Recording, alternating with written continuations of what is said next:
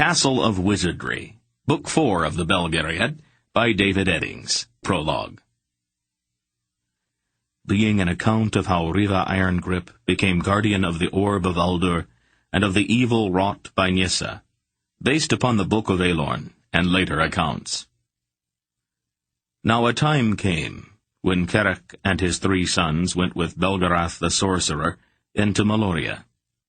Together they sought to reclaim the Orb of Aldur, which had been stolen by the maimed god Torag. And when they came to the place in the iron tower of Torag where the orb was hidden, only Riva Irongrip, youngest of the sons, dared seize the great jewel and bear it forth. For Riva alone was free of evil intent within his soul. And when they were come again to the west, Belgarath gave unto Riva and his descendants eternal guardianship of the orb, saying, So long as the orb rests with you and your line, so long shall the west be safe. Then Riva took the orb and sailed with his people to the Isle of the Winds. There, upon the one place where ships might land, Riva caused to be built a citadel, and a walled city around it, which men named thereafter Riva. It was a fortress city, built for war. Within the citadel was built a great hall with a throne carved of black rock set against the wall, and men called this throne room the Hall of the Raven King. Then a deep sleep fell upon Riva, and Belar, bear god of the Aelorns, appeared to him in a dream, saying, Behold, guardian of the orb, I will cause 2 stars to fall from the sky, and thou shalt take up the 2 stars and place them in a fire, and forge them. One shalt thou forge into a blade, the other into a hilt, and together they shall be a sword to guard the orb of my brother Aldur. When Riva awoke, he saw 2 stars fall, and he sought and found them in the high mountains. And he did with them as Belar had instructed. But when it was done, the blade and the hilt could not be joined. Then Riva cried out, Behold, I have marred the work, for the sword will not become one. A fox, which had sat nearby to watch him, said to Riva, The work is not marred, Riva. Take the hilt. Place the orb upon it as a pommel stone. And when Riva did as the fox instructed, the orb became one with the hilt. But blade and hilt were still unjoined. Again the fox counseled him, Take the blade in your left hand, and the hilt in the right, and join them. They will not join. It is not possible, Riva said. Wise are you indeed, the fox said, to know what is not possible before you have made the attempt. Then Riva was ashamed. He set blade and hilt together, and the blade passed into the hilt as a stick slides into the water. The sword was joined forever. The fox laughed and said, Take the sword. Smite the rock which stands before you. Riva feared for the blade, lest the blow shatter it, but he smote the rock. The rock broke in 2, and water gushed forth in a river, and flowed down to the city below. Far to the east, in the darkness of Meloria, maimed Torag started up from his bed as a chill coursed through his heart. Again the fox laughed. Then it ran away, but stopped to look back. Riva saw that it was a fox no longer, but the great silver wolf form of Belgarath. Riva had the sword placed upon the face of the black rock wall that stood at the back of his throne, with its blade downward, so that the orb at its pommel stood at the highest point, and the sword cleaved itself to the rock. None but Riva could take it down. As the years passed, men saw that the orb burned with a cold fire when Riva sat upon the throne, and when he took down the sword and raised it, it became a great tongue of blue flame. In the early spring of the year after the sword was forged, a small boat came across the dark waters of the Sea of the Winds, moving without oars or sails. Alone within the boat was the fairest maid in all the world.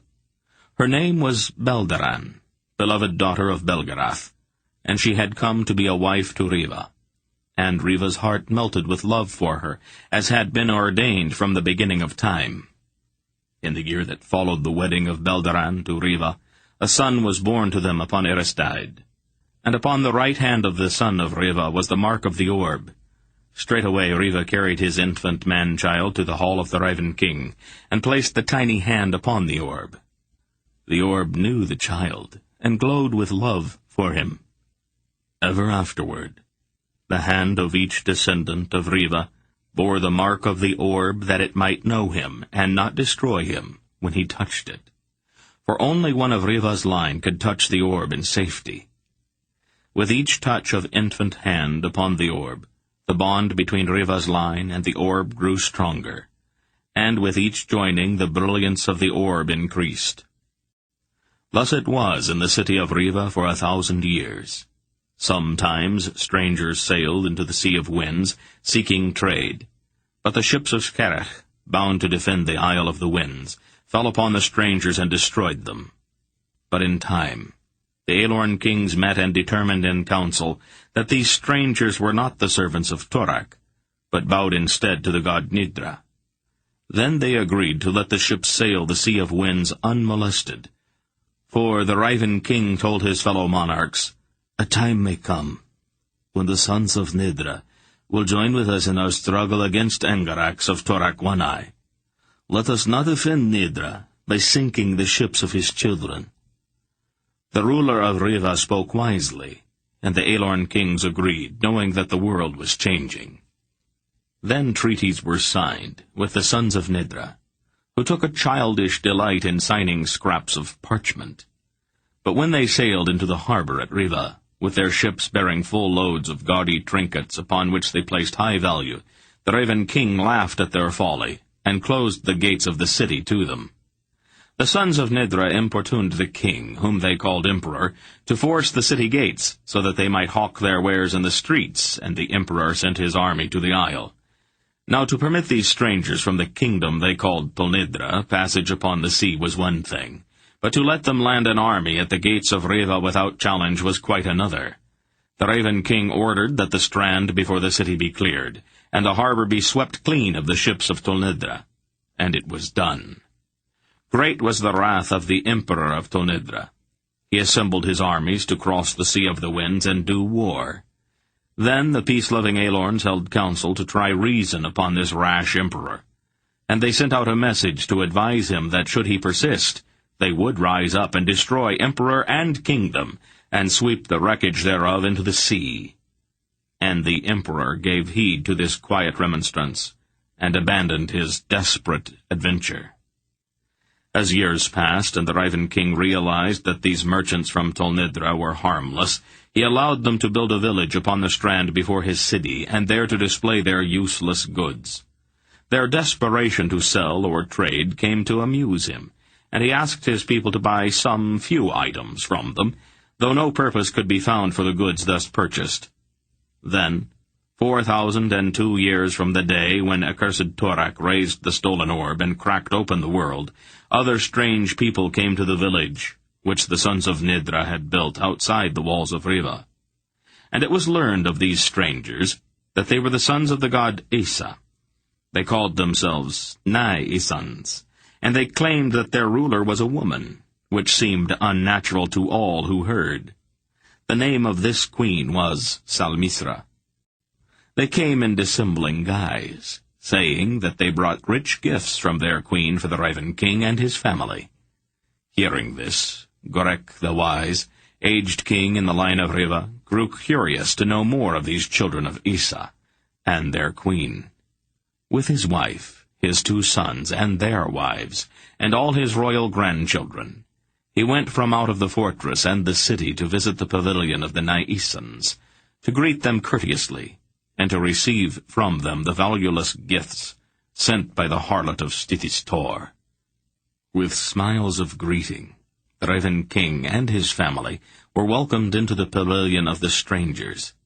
Then the foul and accursed sons of Issa struck at all who were the fruit and seed of the line of Riva, and venom was anointed upon their weapons, so that the merest scratch was death.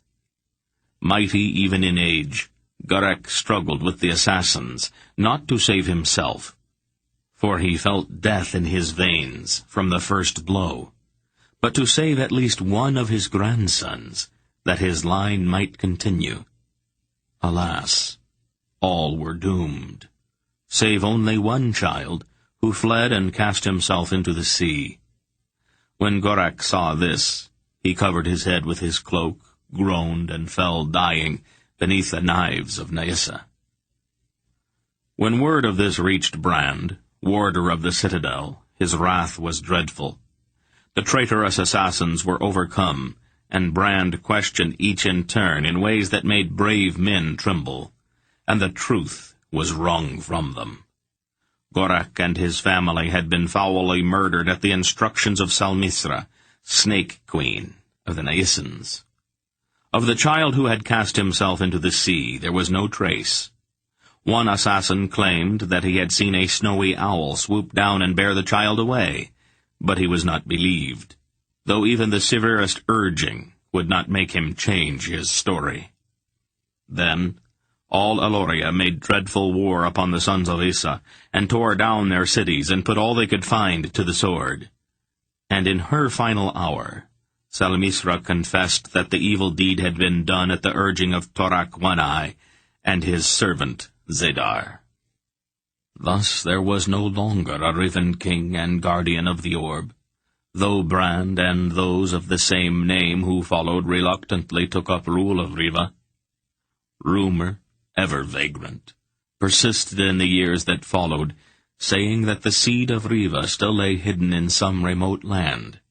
But grey-cloaked ravens scoured the world in search of him, and never found him. The sword remained as Riva had placed it, and the orb was still affixed to its pommel, though now the jewel was ever dull and seeming without life. Men began to feel that so long as the orb was there, the West was safe, even though there was no Riven king. Nor did there seem aught of danger that the orb could ever be removed, since any man who touched it would be instantly and utterly consumed, were he not truly of the line of Riva. But now that his minions had removed the Riven king and guardian of the orb, Torak One-Eye again dared begin plans for the conquest of the West. And after many years, he led forth an enormous army of Angarax to destroy all who opposed him. His hordes raved through all Algaria, and down through Arindia to the city of Vomimbre. Now Belgarath and his daughter Polgara, the sorceress, came to the one who was Brand and warder of Riva, to advise and counsel with him. With them, Brand led his army to Vomimbre, and in the bloody battle before that city, Brand drew upon the power of the orb to overcome Torak. Zedar spirited the body of his master away and hid it. But not all the disciples' skill could again awaken his god. And again men of the West felt safe, protected by the orb and Aldur. Now there came rumors of a prophecy that a Riven king, true seed of the line of Riva, should again appear and sit upon the throne in the hall of the Riven king. And in later years, some claimed that each daughter of an emperor of Tolnedra appeared on her 16th birthday, to be the bride of the new king, should he appear. But few regarded such tales. Time passed into centuries, and still the West was safe. The orb remained quiet and dark upon the pommel of the sword, and somewhere fearful Torak was said to sleep until the return of the Riven king, which came to mean never. And thus the account should be ended. But no true account can ever end, and nothing can ever be safe or sure so long as cunning men plot to steal or destroy. Again, long centuries passed, and then new rumors came, this time to disturb those in the highest places of power. And it was whispered that somehow the orb had been stolen. Then Belgarath and Polgara were seen to be moving through the lands of the West again. This time they took with them a young man named Garion, who named Belgarath his grandfather, and called Polgara his aunt. And as they moved through the kingdoms, they gathered upon them a strange company. To the Aelorn kings who gathered in council, Belgarath revealed that it was the apostate Zadar who had somehow contrived to steal the orb from the sword, and who was even then fleeing with it to the east, presumably to use it to awaken sleeping Torak. And it was there Belgarath must go with his company to rescue it. Then Belgarath discovered that Zadar had found a boy of total innocence, who could safely touch the orb. But now the way led to the grim and dangerous headquarters of the Grolim priests of Torak, where the magician Tuchek had seized the orb and the boy from Zadar. In time, this quest of Belgarath and his company to regain the orb would come to be known as the Belgariad. But the end thereof lay entangled within prophecy, and even to the prophecy was the ultimate conclusion unknown. Part 1. Algaria. Chapter 1. Tuchek was dead, and more than dead, and the earth itself heaved and groaned in the aftershock of his destruction. Garion and the others fled down through the dim galleries that honeycombed the swaying basalt pinnacle, with the rocks grinding and cracking about them and fragments shattering away from the ceilings, raining down on them in the darkness. Even as he ran, Garion's mind jerked and veered, his thoughts tumbling over each other chaotically, stunned out of all coherence by the enormity of what had just happened. Flight was a desperate need, and he fled without thought or even awareness, his running steps as mechanical as his heartbeat. His ears seemed full of a swelling, exultant song that rang and soared in the vaults of his mind, erasing thought and filling him with stupefied wonder. Through all of his confusion, however, he was sharply conscious of the trusting touch of the small hand he held in his. The little boy they had found in Tuchek's grim turret ran beside him with the orb of Aldur clasped tightly to his little chest. Garion knew that it was the orb that filled his mind with song. It had whispered to him as they had mounted the steps of the turret, and its song had soared as he had entered the room where it had lain. It was the song of the orb that obliterated all thought.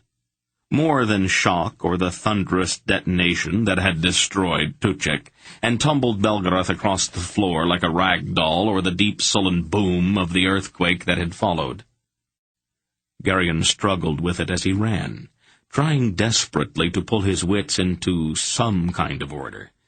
But the song intruded on his every effort, scattering his mind so that chance impression and random memory fluttered and scurried this way and that, and left him to flee without design or direction.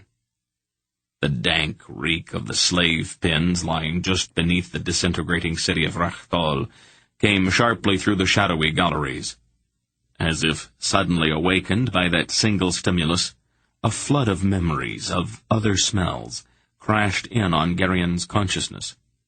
The warm smell of fresh-baked bread in Aunt Paul's kitchen back at Faldor's farm, the salt smell of the sea when they had reached Darin on the north coast of Cinderia, and the first leg of their quest for the orb, the stink of the swamps and jungles of Nissa, the stomach-turning smell of the burning bodies of the sacrificed slaves in the temple of Torak, which even now shattered and fell in upon itself among the collapsing walls of Rachthol.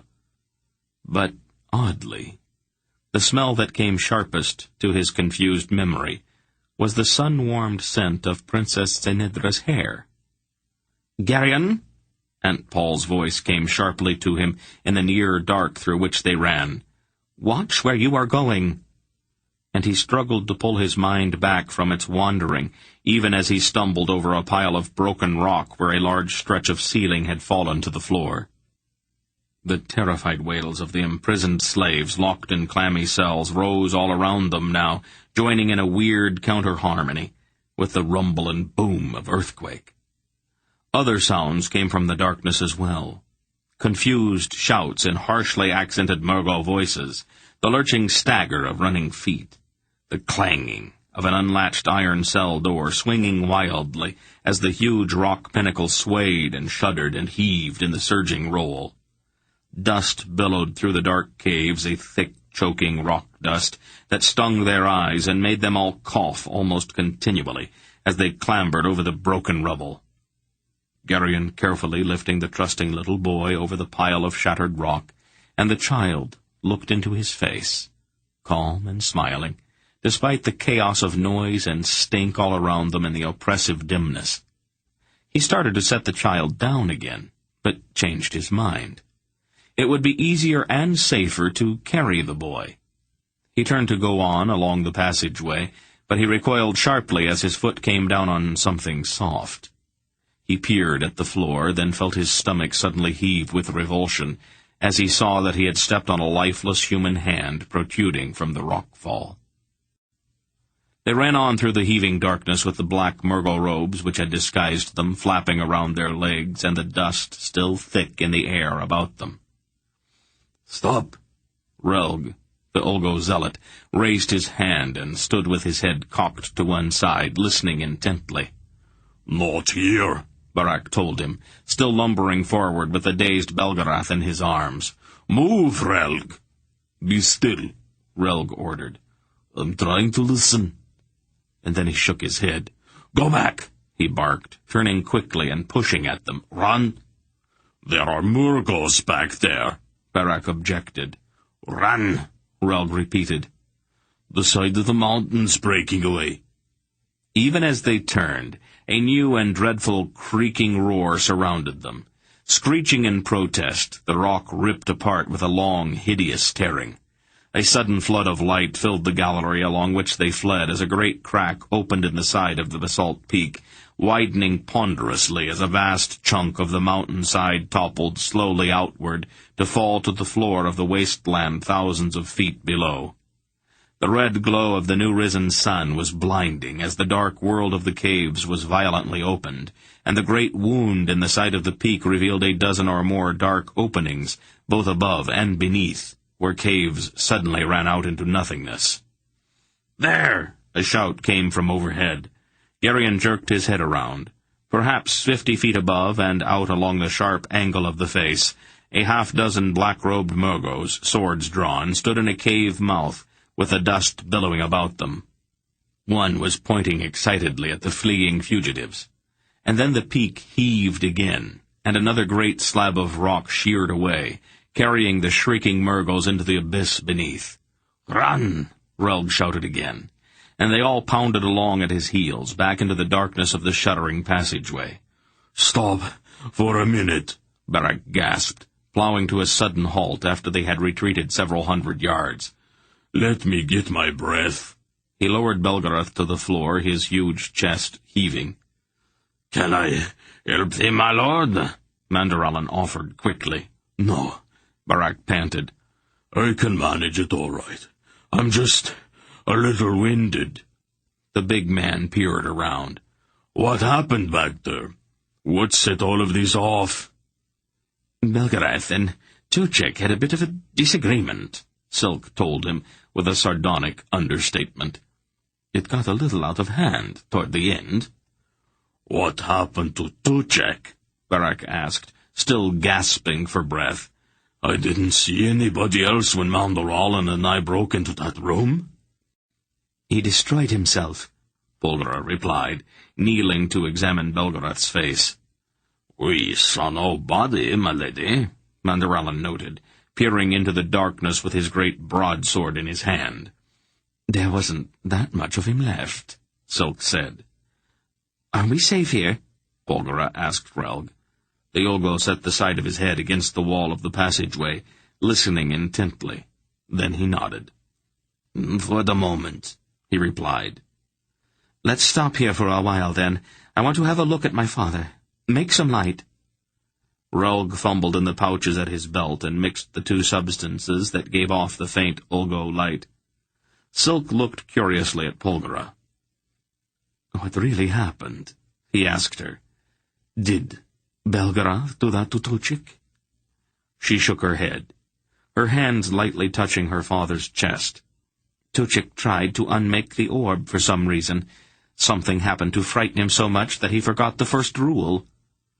A momentary flicker of memory came to Geryon as he set the little boy down on his feet, that brief glimpse of Tuchik's mind, just before the Grolem had spoken the fatal "be not" that had exploded him into nothingness. Once again he caught that single image that had risen in the high priest's mind, the image of himself holding the orb in his hand, and he felt the blind, unreasoning panic the image had caused Tuchik. Why? Why would that have frightened the Grolem into that deadly mistake? "What happened to him, Aunt Paul?" he asked. For some reason he had to know. "He no longer exists," she replied. "Even the substance that formed him is gone." "That's not what I meant," Geryon started to object, but Barak was already speaking. "Did he destroy the orb?" the big man asked with a kind of weak sickness in his voice. "Nothing can destroy the orb," she told him calmly. "Where is it, then?" The little boy pulled his hand free from Geryon's and went confidently to the big kerech. "Errand?" he asked, holding out the round gray stone in his hand. Barak recoiled from the offered stone. "Gaylor," he swore, quickly putting his hands behind his back. "Make him stop waving it around like that, Polgra. Doesn't he know how dangerous it is?" "No, I doubt it." "How's Belgariad?" Silk asked. "His heart is still strong," Polgra replied. "He is exhausted, though. The fight nearly killed him." With a long, echoing shudder, the quaking subsided, and the silence seemed very loud. "Is it over?" Dernick asked, looking around nervously. "Probably not," Relg replied, his voice hushed in the sudden quiet. "An earthquake usually goes on for quite some time." Barak was peering curiously at the little boy. "Where did he come from?" he asked, his rumbling voice also subdued. "He was in the turret with Tuchik," Polgara told him. "He is the child Zadar used to steal the orb." "He doesn't look like all that much of a thief." "He isn't precisely." She looked gravely at the blonde-headed waif. "Somebody's going to have to keep an eye on him," she observed. "There is something very peculiar about him. After we get down, I'll look into it, but I've got too much on my mind for that at the moment." "Could it be the orb?" Silk asked curiously. "I have heard that it has strange effects on people." Perhaps that's it." But she didn't sound very convinced. "Keep him with you, Geryon, and do not let him lose the orb." "Why me?" He said it without thinking. She gave him a level gaze. "All right, Aunt Paul." He knew there was no point in arguing with her. "What was that?" Barak asked, holding up his hand for silence. Somewhere, off in the darkness, there was the murmur of voices, harsh, guttural voices. "Nurgos," Silk whispered sharply, his hand going to his dagger. "How many?" Barak asked Aunt Paul. 5, she replied. "No, 6. One is lagging behind." "Are any of them Grolems?" She shook her head. "Let's go, Mandaralen," the big kerech muttered, grimly drawing his sword. The knight nodded, shifting his own broadsword in his hands. "Wait here," Barak whispered to the rest of them. "We shouldn't be long." And then he and Mandaralan moved off into the darkness, their black Murgo robes blending into the shadows. The others waited, their ears straining to catch any sound. Once again that strange song began to intrude itself upon Geryon's awareness, and once again his thoughts scattered before its compulsion. Somewhere, a long, hissing slither of dislodged pebbles rattled down a slope, and that sound raised a confused welter of memory in him. He seemed to hear the ring of Dernick's hammer on the anvil at Faldor's farm, and then the plodding step of the horses and the creak of the wagons in which they had carried turnips to Darin, back when this had all begun. As clearly as if he were there, he heard again the squealing rush of the boar he had killed in the snowy woods outside of Val Alorn, and then the aching song of the Arindish surf boy's flute that had soared to the sky from the stump-dotted field where Asharak the Murgo had watched with hate and fear on his scarred face. Geryon shook his head, trying to clear his thoughts, but the song drew him back into that bemused reverie. Sharply he heard the awful hissing crackle of Asharak burning beneath the vast, ancient trees in the wood of the Dryads, and heard the Grolim's desperate plea, "Master, have mercy." Then there were the screams in Salmisra's palace as Barak transformed into that dreadful bear shape, clawed and ripping his way toward the throne room, with Aunt Paul in her icy fury striding at his side.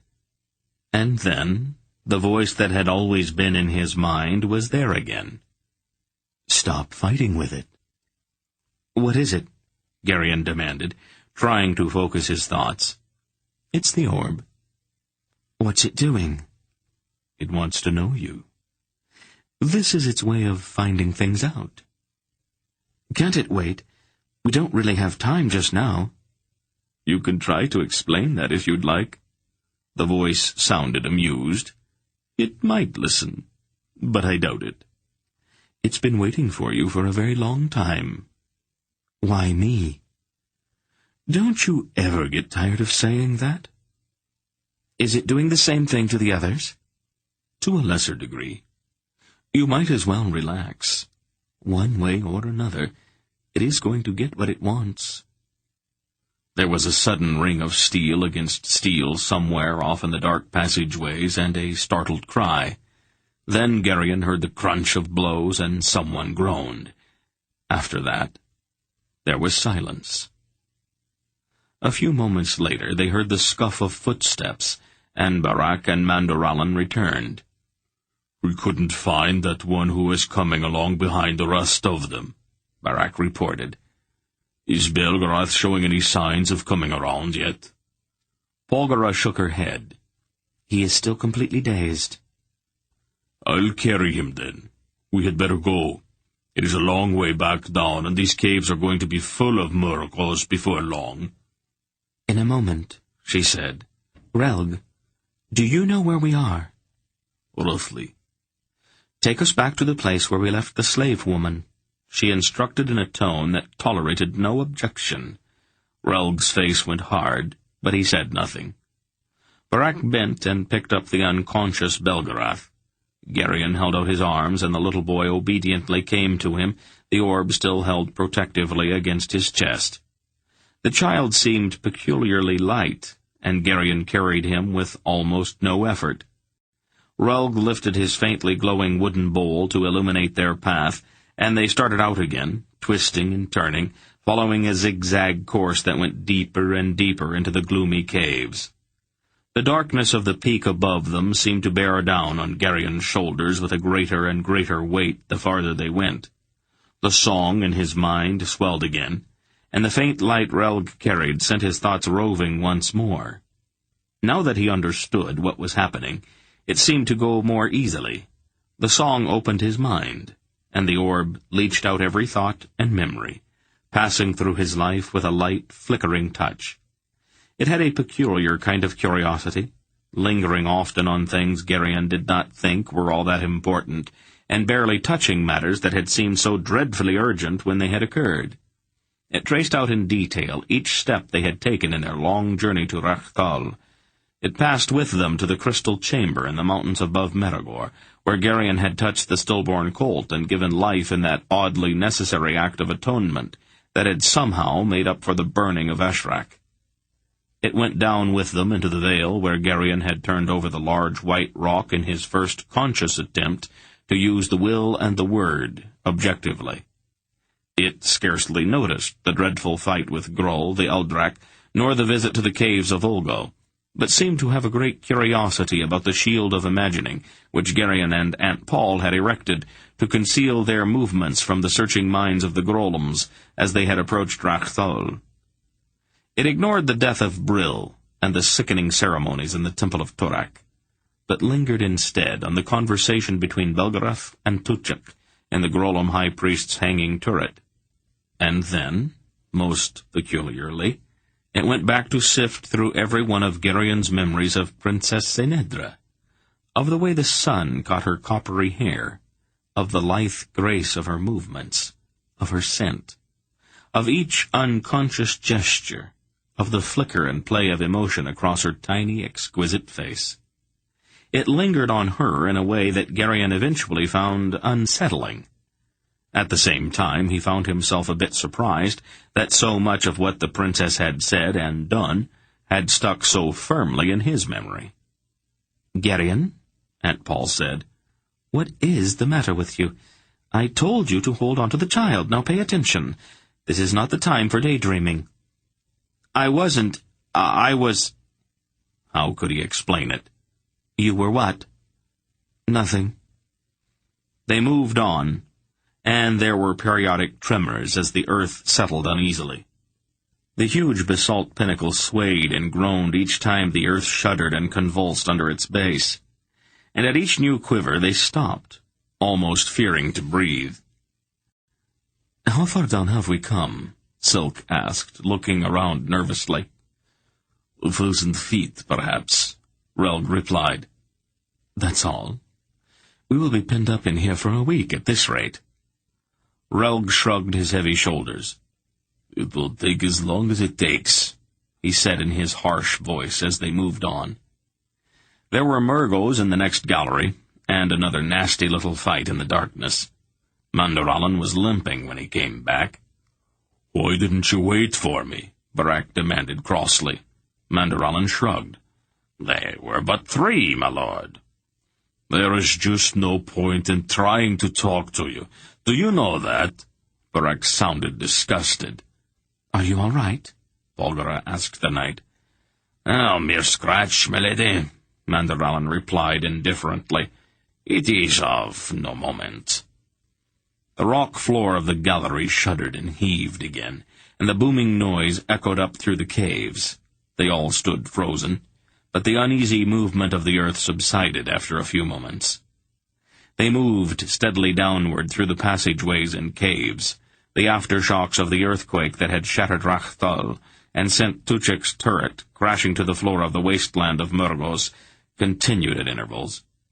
At one point, hours later, it seemed, a party of Murgos, perhaps a dozen strong, passed through a gallery not far ahead, their torches casting flickering shadows on the walls and their harsh voices echoing.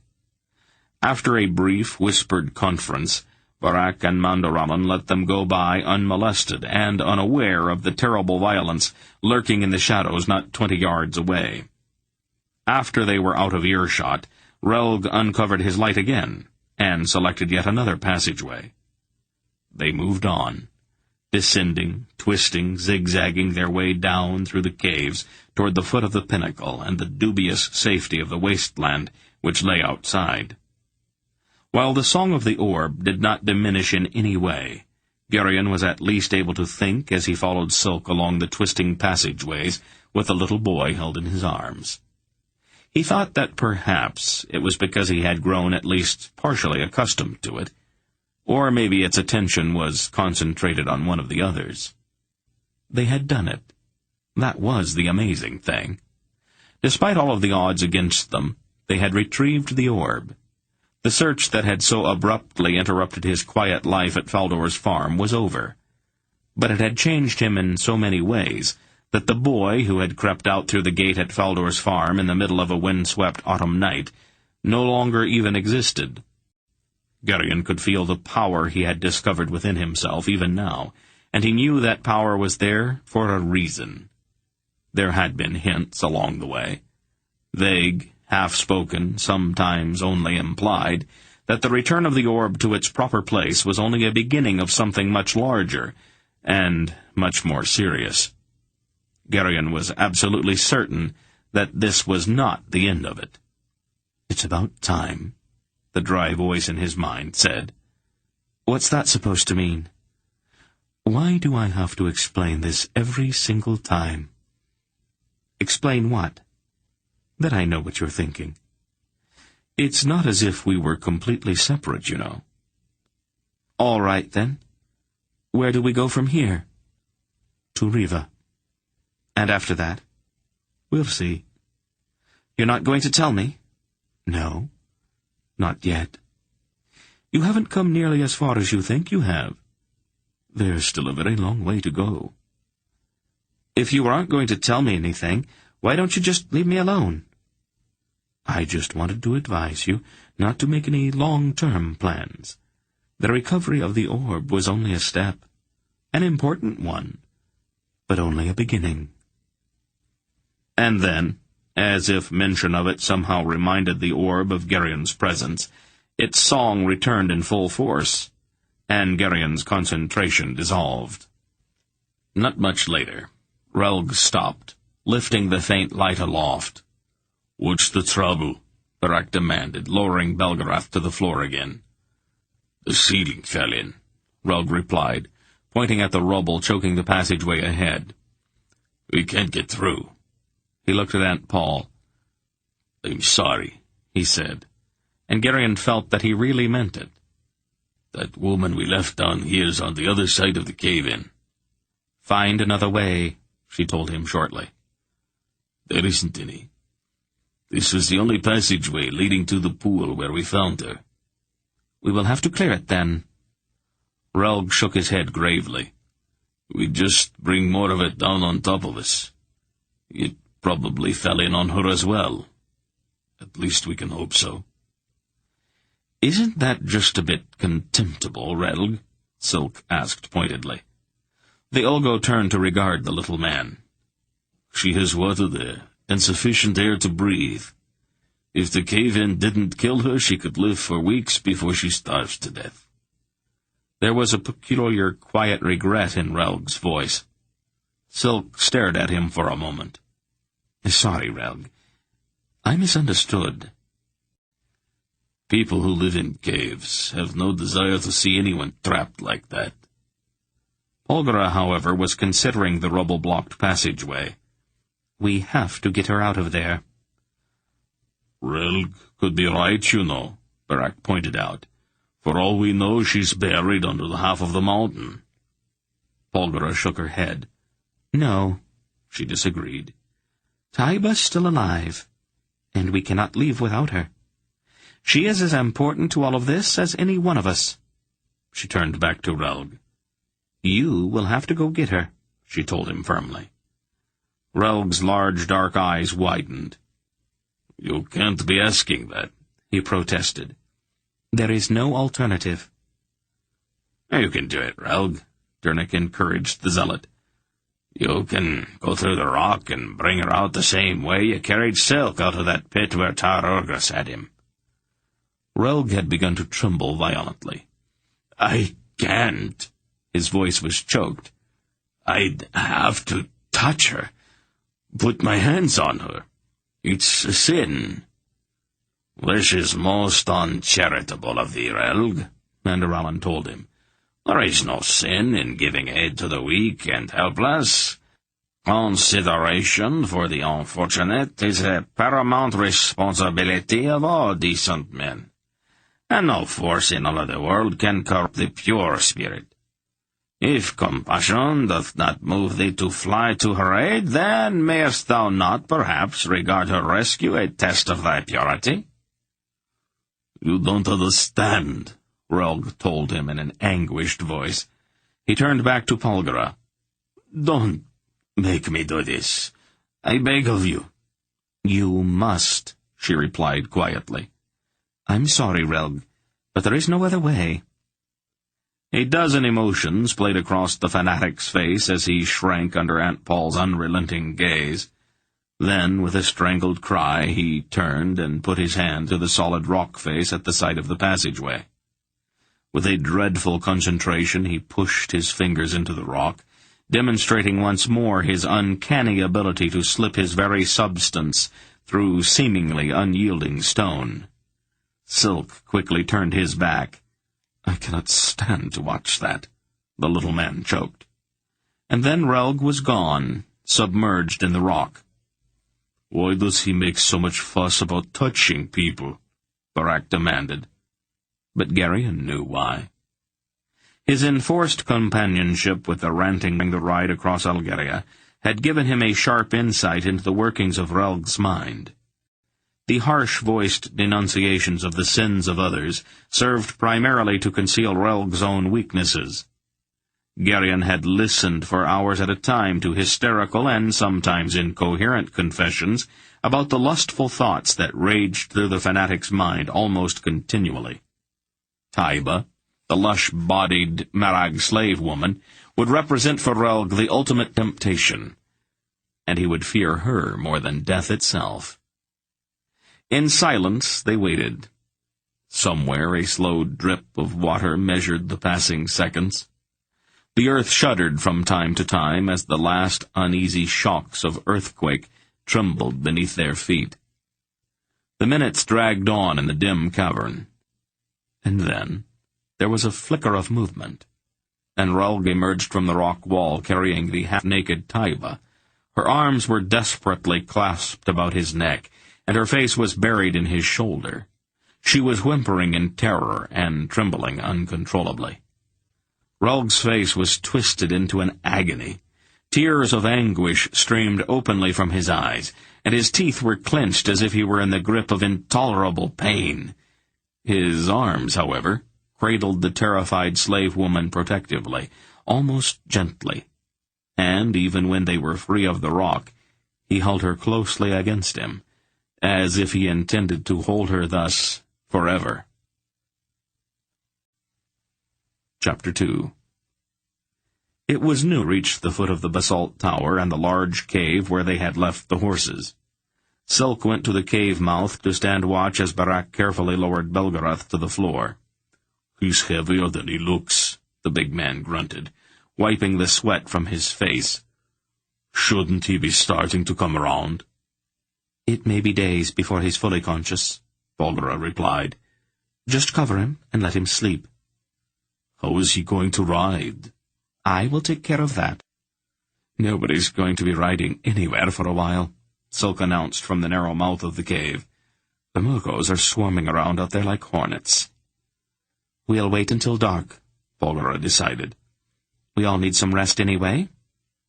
She pushed back the hood of her Murgo robe and went to one of the packs they had piled against the cave wall, when they had entered the night before. "I will see about something to eat, and then you had all better sleep." Taiba, the slave woman, wrapped once again in Geryon's cloak, had been watching Relg almost continually. Her large violet eyes glowed with gratitude mingled with a faint puzzlement. "You saved my life," she said to him, in a rich, throaty voice. She leaned slightly toward him as she spoke. It was an unconscious gesture, Geryon was certain, but it was distinctly noticeable. "Thank you," she added, her hand moving to rest lightly on the zealot's arm. Relg cringed back from her. "Don't touch me," he gasped. She stared at him in amazement, her hand still half extended. "You must never put your hands on me," he told her. "Never." Taiba's look was incredulous. Her life had been spent almost entirely in darkness, and she had never learned to keep her emotions from showing on her face. Amazement gave way to humiliation, and her expression settled then into a kind of stiff, sullen pout as she turned quickly away from the man who had just so harshly rejected her. The cloak slipped from her shoulders as she turned, and the few rags she had for clothing scarcely concealed her nakedness. Despite her tangled hair and the dirty smudges on her limbs, there was a lush, inviting ripeness about her.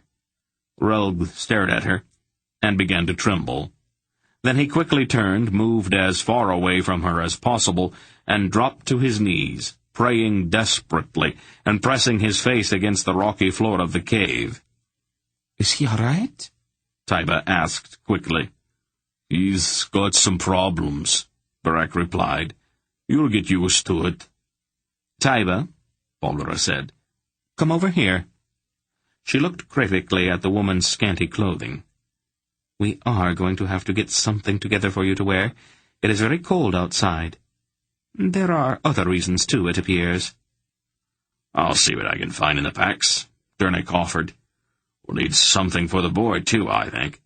That smock of his doesn't look any too warm." He looked over at the child, who was curiously examining the horses. "You won't need to bother about me," Taiba told them. "There's nothing out there for me. As soon as you leave, I'm going back to Rakthol." "What are you talking about?" Polgara asked her sharply. "I still have something to settle with Tuchik," Taiba replied, fingering her rusty knife. Silk laughed from the cave mouth. "We took care of that for you.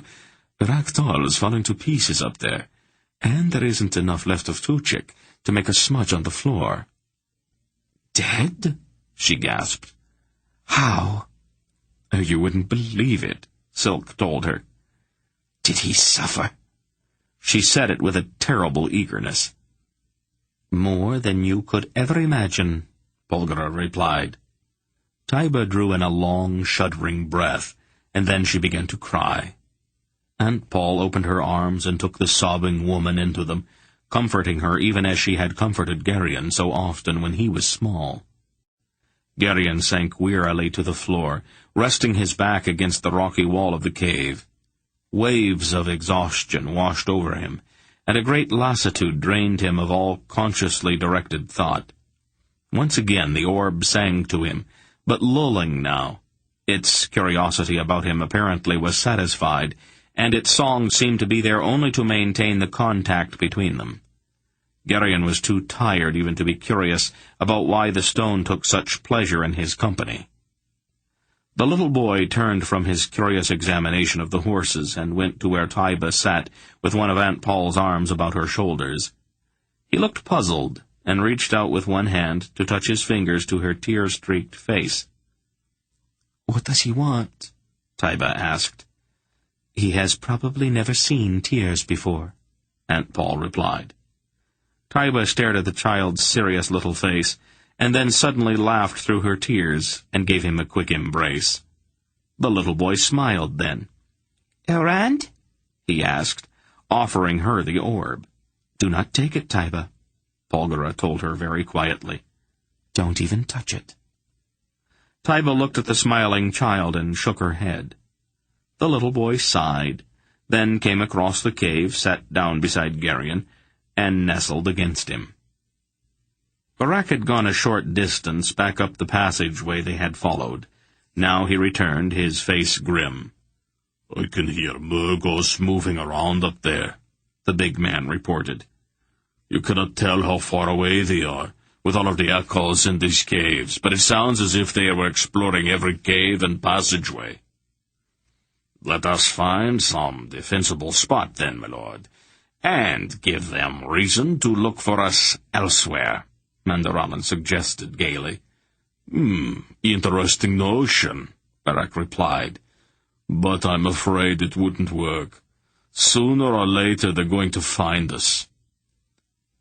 "I'll take care of it," Relg said quietly, breaking off his praying and getting to his feet. The ritual formulas had not helped him, and his eyes were haunted. "I'll go with you," Barak offered. Relg shook his head. "You'd just be in my way," he said shortly, already moving toward the passage leading back into the mountain. "What's come over him?" Barak asked, puzzled. "I think our friend's having a religious crisis," Silk observed from the mouth of the cave where he kept watch. "Another one?" "Oh, it gives him something to occupy his spare moments," Silk replied lightly.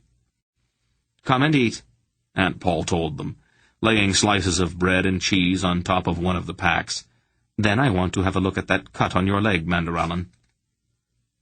After they had eaten, and Polgara had bandaged Mandaralan's knee, she dressed Taiba in a peculiar assortment of clothes Dernik had taken from the packs. Then she turned her attention to the little boy. He returned her grave look with one just as serious, then reached out and touched the white lock at her brow with a curious finger. With a start of remembrance, Geryon recalled how many times he had touched that lock with the selfsame gesture, and the memory of it raised a momentary irrational surge of jealousy, which he quickly suppressed. The little boy smiled with a sudden delight. "Errand," he said firmly, offering the orb to Aunt Paul. She shook her head. "No, child," she told him. "I am afraid I am not the one." She dressed him in clothing that had to be rolled up and taken in with bits of twine in various places, then sat down with her back against the wall of the cave and held out her arms to him. Obediently he climbed into her lap, put one arm about her neck, and kissed her. Then he nestled his face down against her, sighed, and immediately fell asleep. She looked down at him with a strange expression on her face, a peculiar mixture of wonder and tenderness. And Geryon fought down another wave of jealousy. There was a grinding rumble in the caves above them. "What's that?" Dernick asked, looking around with apprehension. "Relg, I'd imagine," Silk told him. "He seems to be taking steps to head off the Murgos." "I hope he doesn't get carried away," Dernick said nervously, glancing at the rock ceiling. "How long's it going to take to get to the Vale?" Barak asked. "A couple of weeks, probably," Silk replied. "A lot's going to depend on the terrain and how quickly the Grolums can organize a search for us. If we can get enough of a head start to put down a good false trail, we can send them all running off to the west toward the Thalnedran border, and we can move toward the Vale without needing to waste all that time dodging and hiding." The little man grinned. "The notion of deceiving the whole Murgo nation appeals to me," he added. "You don't have to get too creative," Barak told him. "Hetar's going to be waiting for us in the Vale, along with King Shohag and half the clans of Algaria.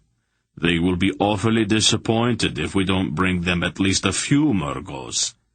"Oh, life is full of little disappointments," Silk told him sardonically. "As I remember it, the eastern edge of the Vale is very steep and rough. It will take a couple of days at least to make it down. And I do not think we'll want to try it, with all of Murgodom snapping at our heels."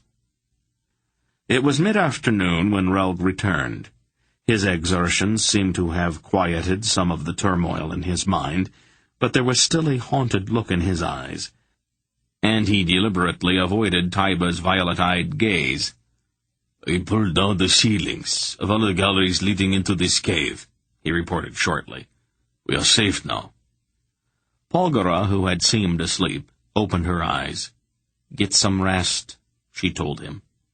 He nodded and went immediately to his blankets. They rested in the cave through the remainder of the day, taking turns on watch at the narrow opening. The wasteland of black sand and wind-scoured rock lying out beyond the tumbled scree at the base of the pinnacle was alive with Murgo horsemen, scurrying this way and that in a frenzied, disorganized search. "They don't seem to know what they're doing," Geryon observed quietly to Silk, as the two of them watched. The sun was just sinking into a bank of cloud on the western horizon, staining the sky a fiery red, and the stiff wind brought a dusty chill with it as it seeped into the cave opening. "I imagine that things are a bit scrambled up in Rachtal," Silk replied. "No one is in charge anymore, and that confuses the Murgos. They tend to go all to pieces when there's nobody around to give them orders." "Isn't that going to make it hard for us to get out of here?" "What I mean is that they are not going anyplace. They're just milling around. How are we going to get through them?" Silk shrugged. "We will just pull up our hoods and mill around with the rest of them." He pulled the coarse cloth of the Murgo robe he wore closer about him to ward off the chill, and turned to look back into the cave. "The sun is going down," he reported. "Let's wait until it is completely dark," Polgara replied. She was carefully bundling the little boy up in one of Geryon's old tunics. "Once we get out a ways, I will drop a few odds and ends," Silk said. "Murgos can be a little dense sometimes, and we would not want them to miss our trail." He turned to look back out at the sunset. "It is going to be a cold night," he remarked, to no one in particular. "Geryon," Aunt Paul said, rising to her feet, "you and Dernick stay close to Taiba. She has never ridden before, and she might need some help at first." "What about the little boy?" Dernick asked. "He will ride with me." "And Belgarath?" Mandarallan inquired, glancing over at the still sleeping old sorcerer. "When the time comes, we will just put him on his horse," Polgara replied. I can keep him in his saddle as long as we do not make any sudden changes in direction. Is it getting any darker?" "We had better wait for a little longer," Silk answered. "There is still quite a bit of light out here." They waited. The evening sky began to turn purple, and the first stars came out, glittering cold and very far away. Torches began to appear among the searching Murgos. "Shall we go?" Silk suggested, rising to his feet. They led their horses quietly out of the cave and down across the scree to the sand. There they stopped for several moments while a group of Murgos carrying torches galloped by several 100 yards out. "Don't get separated," Silk told them as they mounted. "How far is it to the edge of the wasteland?" Beric asked the little man, grunting as he climbed up onto his horse. 2 days hard riding," Silk replied. "Or nights, in this case. We'll probably want to take cover when the sun is out.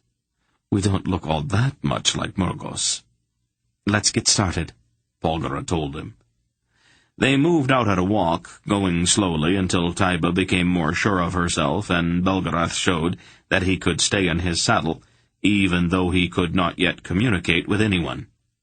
Then they nudged their horses into a canter that covered a great deal of ground without exhausting the horses. As they crossed the first ridge, they rode directly into a large group of Murgos carrying torches. "Who's there?" Silk demanded sharply, his voice harsh with the characteristic accent of Murgo speech. "Identify yourselves." "We are from Raxal," one of the Murgos answered respectfully. "I know that, blockhead," Silk barked. "I asked your identity." "Third Phalanx," the Murgo said stiffly. "That's better. Put out those torches. How do you expect to see anything beyond 10 feet with them flaring in your eyes?" The torches were immediately extinguished. "Move your search to the north," Silk commanded. "The 9th Phalanx is covering this sector." "But are you going to argue with me?" "No, but move, now." The Murgos wheeled their horses about and galloped off into the darkness. "Clever," Beric said admiringly. Silk shrugged. "Pretty elementary," he replied. "People are grateful for a bit of direction when they're confused. Let's move along, shall we?" There were other encounters during the long, cold, moonless night as they rode west. They were inescapable, in view of the hordes of Murgos scouring the wasteland in search of them. But Silk handled each such meeting smoothly, and the night passed without significant incident. Toward morning, the little man began artfully dropping various articles to mark their trail. "A bit overdone, perhaps," he said critically, looking at an old shoe he had just tossed into the hoof-churned sand behind them. "What are you talking about?" Beric asked him. "Our trail," Silk replied. "We want them to follow us, remember? They are supposed to think that we are headed toward Tonedra." "So?" "I was just suggesting that this is a bit crude." "You worry too much about things like that." "It is a question of style, my dear Beric," Silk replied loftily. "Sloppy work tends to be habit-forming."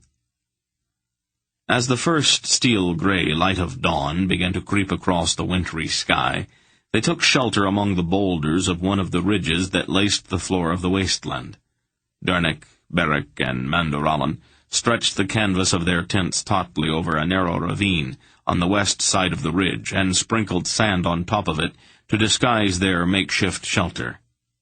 "It's probably best not to build a fire," Dernick said to Belgariad as they led their horses in under the canvas. "What with the smoke and all." She nodded her agreement. "We could all use a hot meal," she said, "but I suppose it will have to wait." They ate a cold breakfast of bread and cheese and began to settle in, hoping to sleep out the day so that they could ride on the next night. "I could definitely use a bath," Silk said, brushing sand out of his hair. The little boy looked at him, frowning slightly. Then he walked over and offered him the orb. "Elrond?" he asked. Silk carefully put his hands behind his back and shook his head. "Is that the only word he knows?" he asked Belgariad. "It seems to be," she replied. I don't quite get the connection, Silk said. What does he mean by it? He has probably been told that he has an errand to run, she explained. To steal the orb. I imagine that Zadar's been telling him that over and over since he was a baby, and the words stuck in his mind. It's a bit disconcerting. Silk was still holding his hands behind his back. It seems oddly appropriate sometimes.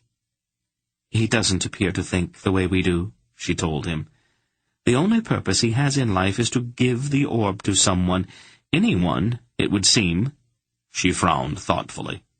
Dernick, why don't you see if you can make him some kind of pouch to carry it in, and we will fasten it to his waist. Maybe if he doesn't have it right there in his hand all of the time, he won't think about it so much. Of course, Mistress Paul, Dernick agreed. Should have thought of that myself. He went to one of the packs and took out an old, burn-scarred leather apron and fashioned a pouch out of a wide piece of leather he cut from it. Boy, he said when he had finished, come here. The little boy was curiously examining a small, very dry bush at the upper end of the ravine, and gave no indication that he knew the smith was calling him. You! Errand, Dernick said.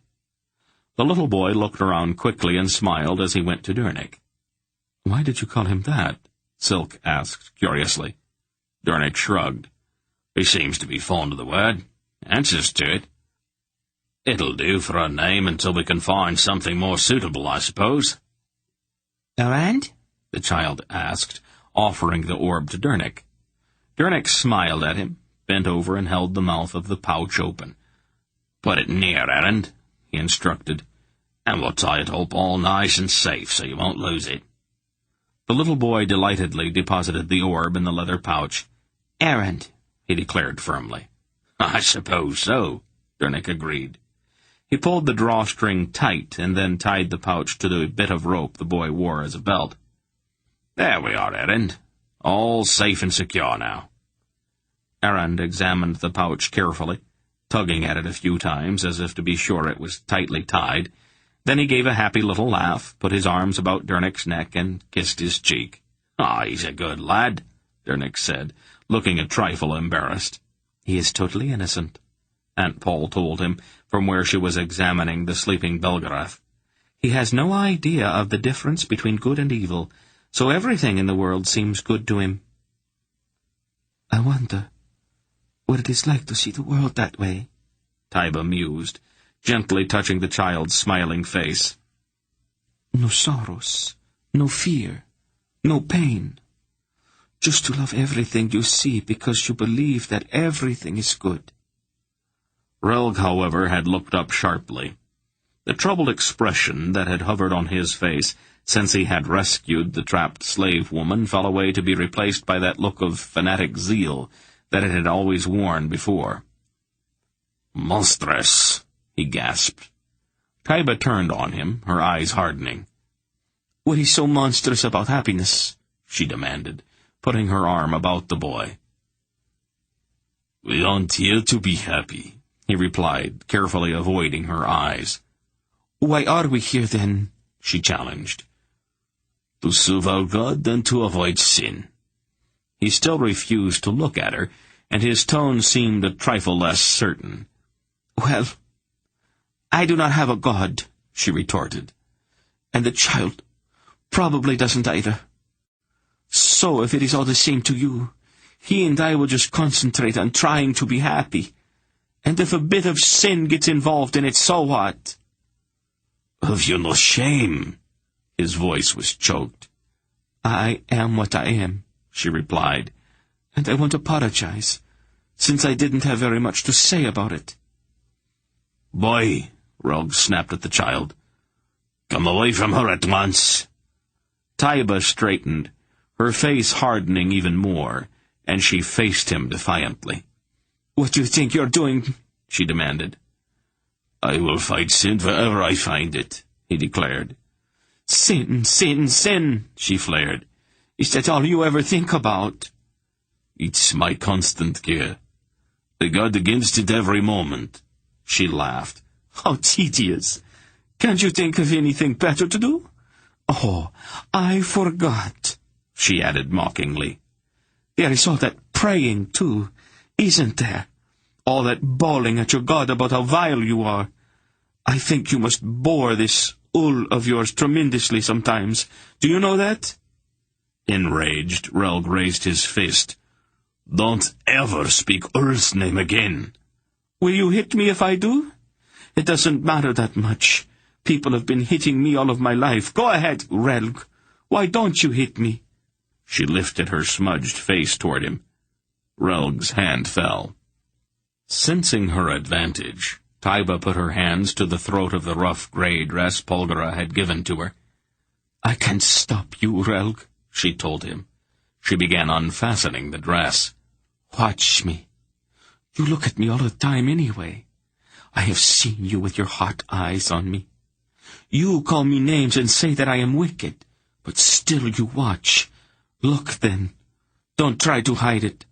She continued to unfasten the front of the dress. If you are so free of sin, my body should not bother you at all. Relg's eyes were bulging now. My body does not bother me, but it bothers you very much, doesn't it? But is the wickedness in my mind or in yours? I can sink you in sin any time I want to. All I have to do is this. And she pulled open the front of her dress. Relg spun about, making strangled noises. Don't you want to look, Relg? She mocked him as he fled. You have a formidable weapon there, Taiba, Silk congratulated her.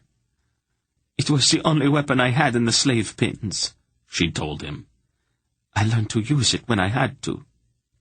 She carefully rebuttoned her dress and turned back to Erend, as if nothing at all had happened. What is all of the shouting? Belgariad mumbled, rousing slightly, and they all turned quickly toward him. Relg and Taiba were having a little theological discussion, Silk replied lightly. The finer points were very interesting. How are you? But the old man had already drifted back into sleep. At least he's starting to come around, Dernick noted. It will be several days before he has fully recovered, Polgara told him, putting her hand to Belgariad's forehead. He is still terribly weak. Geryon slept for most of the day, wrapped in his blankets and lying on the stony ground. When the chill and a particularly uncomfortable rock under his hip finally woke him, it was late afternoon. Silk sat guard near the mouth of the ravine, staring out at the black sand and the grayish salt flats, but the rest were all asleep. As he walked quietly down to where the little man sat, Geryon noticed that Aunt Paul slept with Erend in her arms, and he pushed away a momentary surge of jealousy. Taiba murmured something as he passed, but a quick glance told him that she was not awake. She was lying not far from Relg. In her sleep, her hand seemed to be reaching out toward the slumbering Ulgo. Silk's sharp little face was alert, and he showed no signs of weariness. "Good morning," he murmured. "Or whatever." "Don't you ever get tired?" Geryon asked him, speaking quietly so that his voice would not disturb the others. "I slept a bit," Silk told him. Dernick came out from under the canvas roof to join them, yawning and rubbing at his eyes. "Oh, I'll leave you now," he said to Silk. "Did you see anything?" He squinted out toward the lowering sun. Silk shrugged. "Some Margos. They were a couple of miles off to the south. I don't think anyone's found our trail yet. We might have to make it a little more obvious for them." Geryon felt a peculiar, oppressive sort of weight on the back of his neck. He glanced around uncomfortably. Then, with no warning, there was a sudden sharp stab that seemed to go straight into his mind. He gasped and tensed his will, pushing the attack away. "What is wrong?" Silk asked sharply. "A Grolem," Geryon snarled, clenching his will as he prepared to fight. "Geryon!" It was Aunt Paul, and her voice sounded urgent. He turned and darted back in under the canvas with Silk and Dernick on his heels. She had risen to her feet, and was standing with her arms protectively about Errand. "That was a Grolem, wasn't it?" Garion demanded, his voice sounding a bit shrill. "It was more than one," she replied tensely. "The hierarchs control the Grolems now that Tuchek's dead. They have joined their wills to try to kill Errand." The others, awakened by her sharp cry, were stumbling to their feet and reaching for weapons.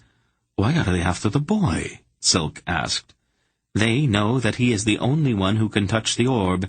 They think that if he dies, we won't be able to get it out of Dol-Morgos." "What do we do?"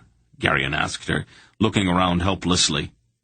"I am going to have to concentrate on protecting the child," she told him. "Step back, Garion." "What?" "Get back away from me."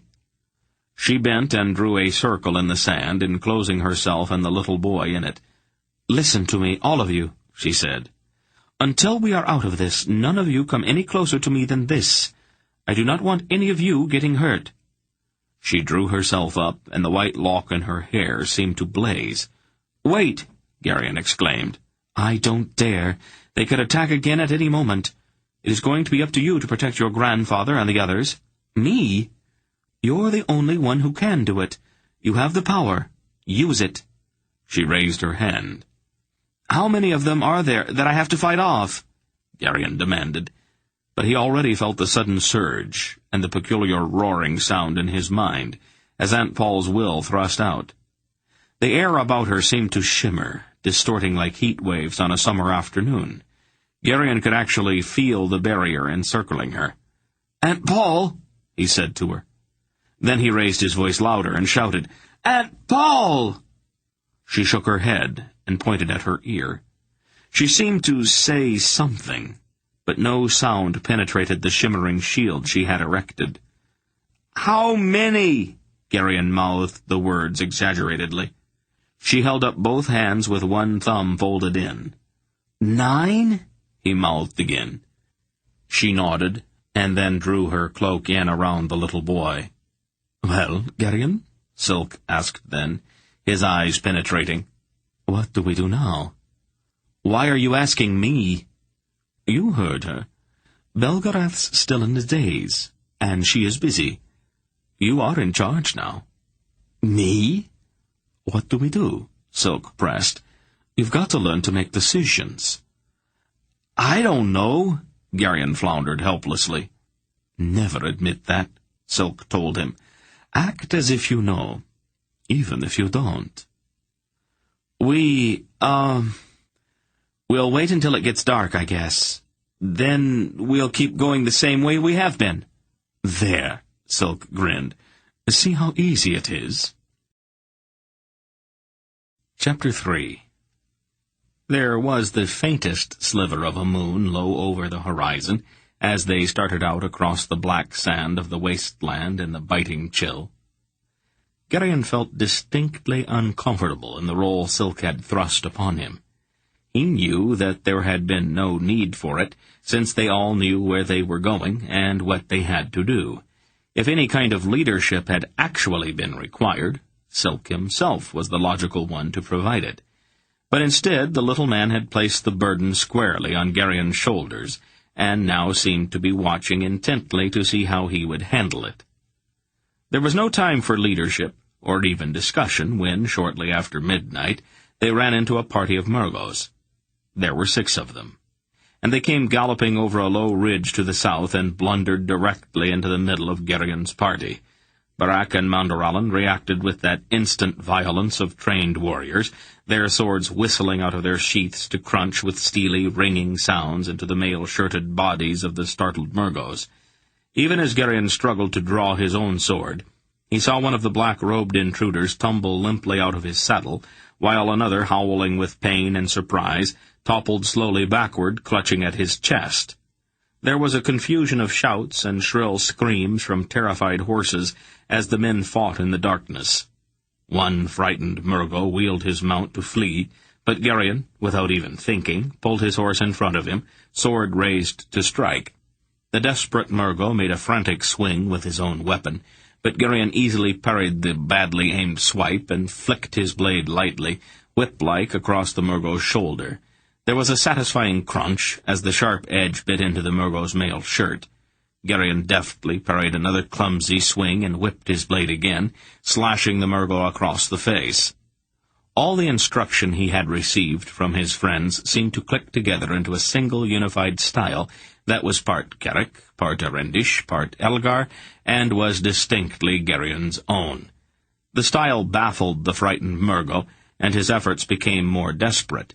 But each time he swung, Geryon easily parried, and instantly countered with those light, flicking slashes that inevitably drew blood.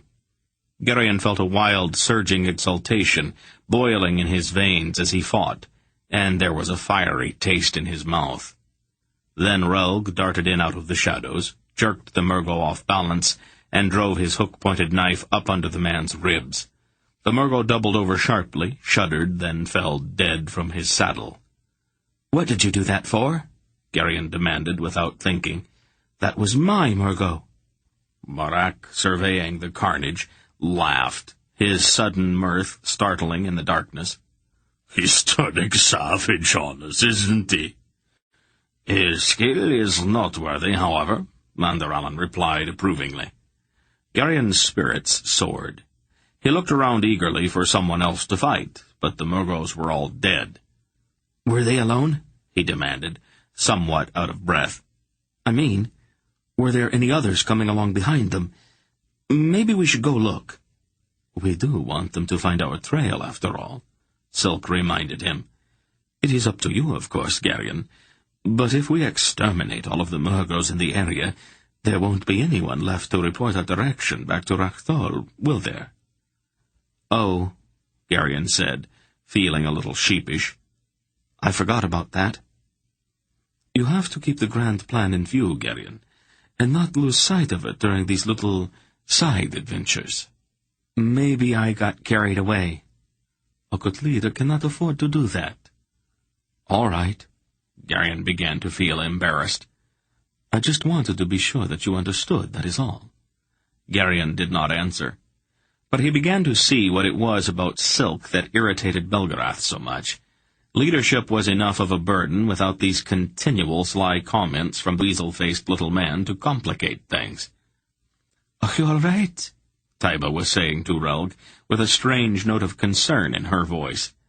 The Ulgo was still on his knees beside the body of the Murgo he had killed. "Leave me alone," he told her harshly. "Don't be so stupid. Are you hurt? Let me see." "Don't touch me." He cringed away from her outstretched hand. "Belgariad, make her get away from me." Geryon groaned inwardly.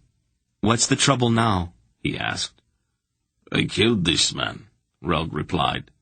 "There are certain things I have to do.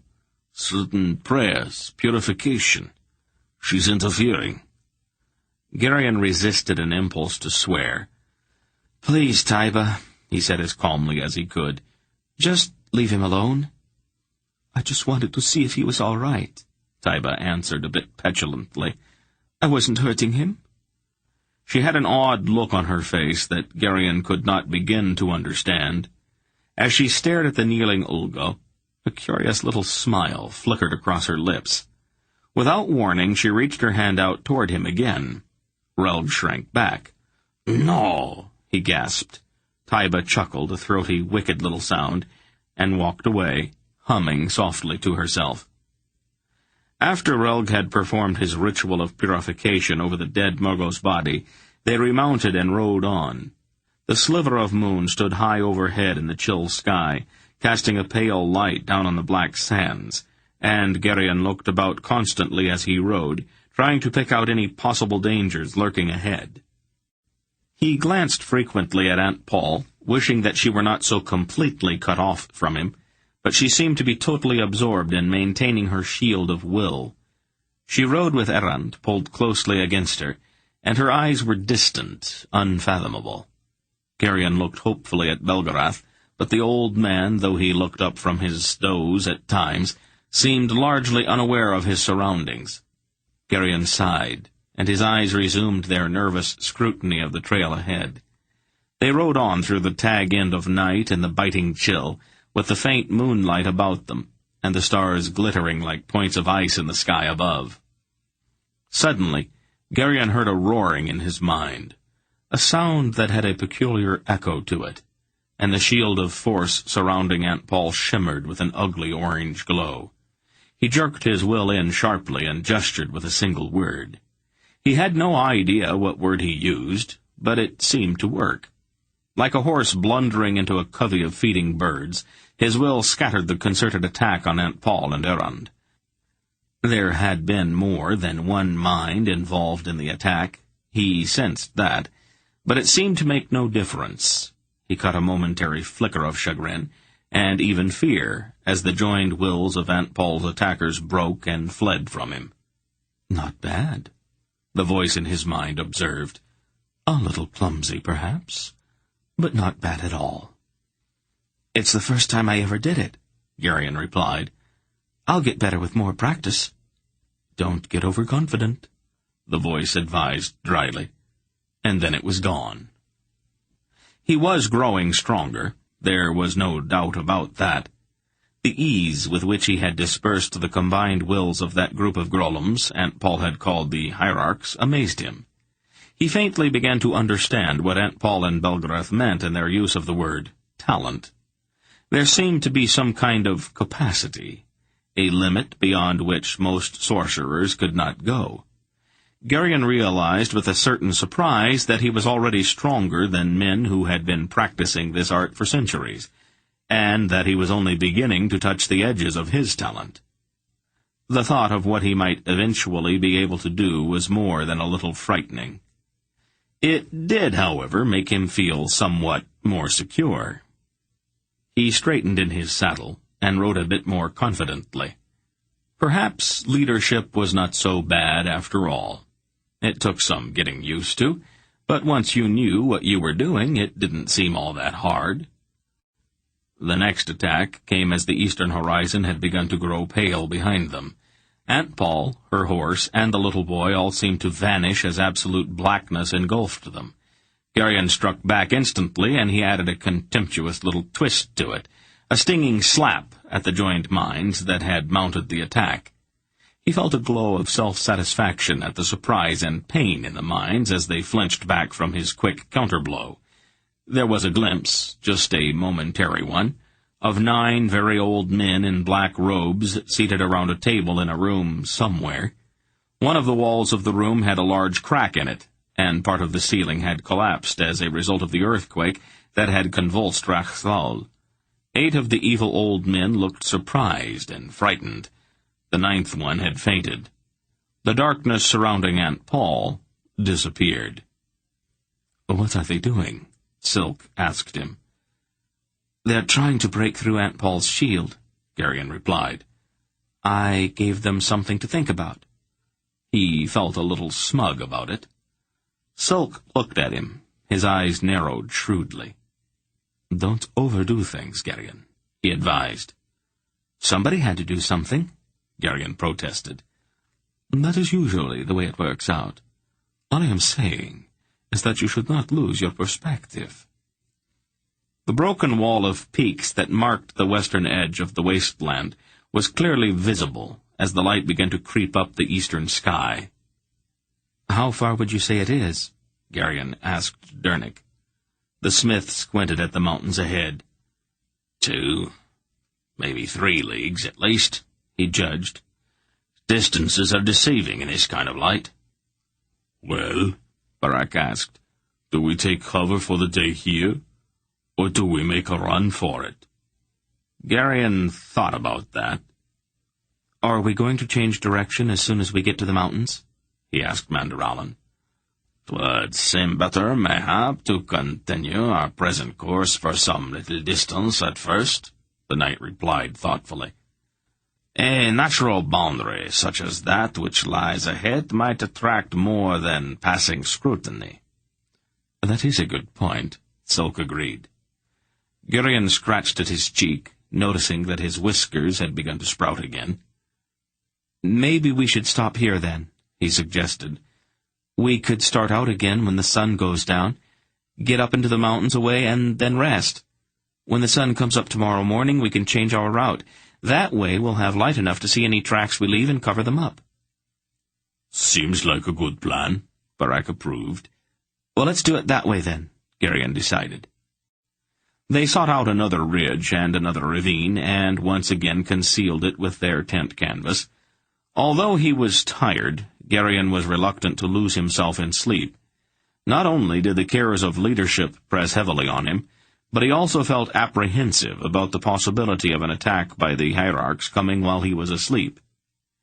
As the others began to unroll their blankets, he walked about rather aimlessly, stopping to look at Aunt Paul, who sat with her back against a large rock, holding the sleeping errand and looking as distant as the moon behind her shimmering shield. Garion sighed and went on down to the mouth of the ravine where Dernick was attending to their horses. It had occurred to him that all of their lives depended on the well-being of their mounts, and that gave him something else to worry about. "How are they?" he asked Dernick as he approached. "They're bedding up fairly well," Dernick replied. "They've come a long way, though. It's beginning to show on some of them." "Is there anything that we can do for them?" "A week's rest in a good pasture, perhaps," Dernick answered with a wry smile. Garion laughed. "I think we could all use a week's rest in a good pasture." "You've really grown, Garion," Dernick observed, as he lifted another horse's hind hoof to examine it for cuts or bruises. Garion glanced at his arm and saw that his wrist stuck an inch or two out of his sleeve. "Most of my clothes still fit, pretty much." "Oh, that's not the way I meant," Dernick hesitated. "What's it like, Garion? Being able to do things the way you do?" "It scares me, Dernick," Garion admitted quietly. "I didn't really want any of this, but it didn't give me any choice." "You mustn't let it frighten you, you know," Dernick said carefully, lowering the horse's hoof. "If it's part of you. It's part of you, just like being tall or having blonde hair." "It's not really like that, Dernick. Being tall or having blonde hair doesn't hurt anybody. This can." Dernick looked out at the long shadows of the ridge stretching away from the newly risen sun. "You just have to learn to be careful with it, that's all. When I was about your age, I found out that I was much stronger than the other young men in our village, probably because I worked in the smithy. I didn't want to hurt anybody, so I wouldn't wrestle with my friends. One of them thought I was a coward because of that. Pushed me around for about 6 months, till I finally lost my temper."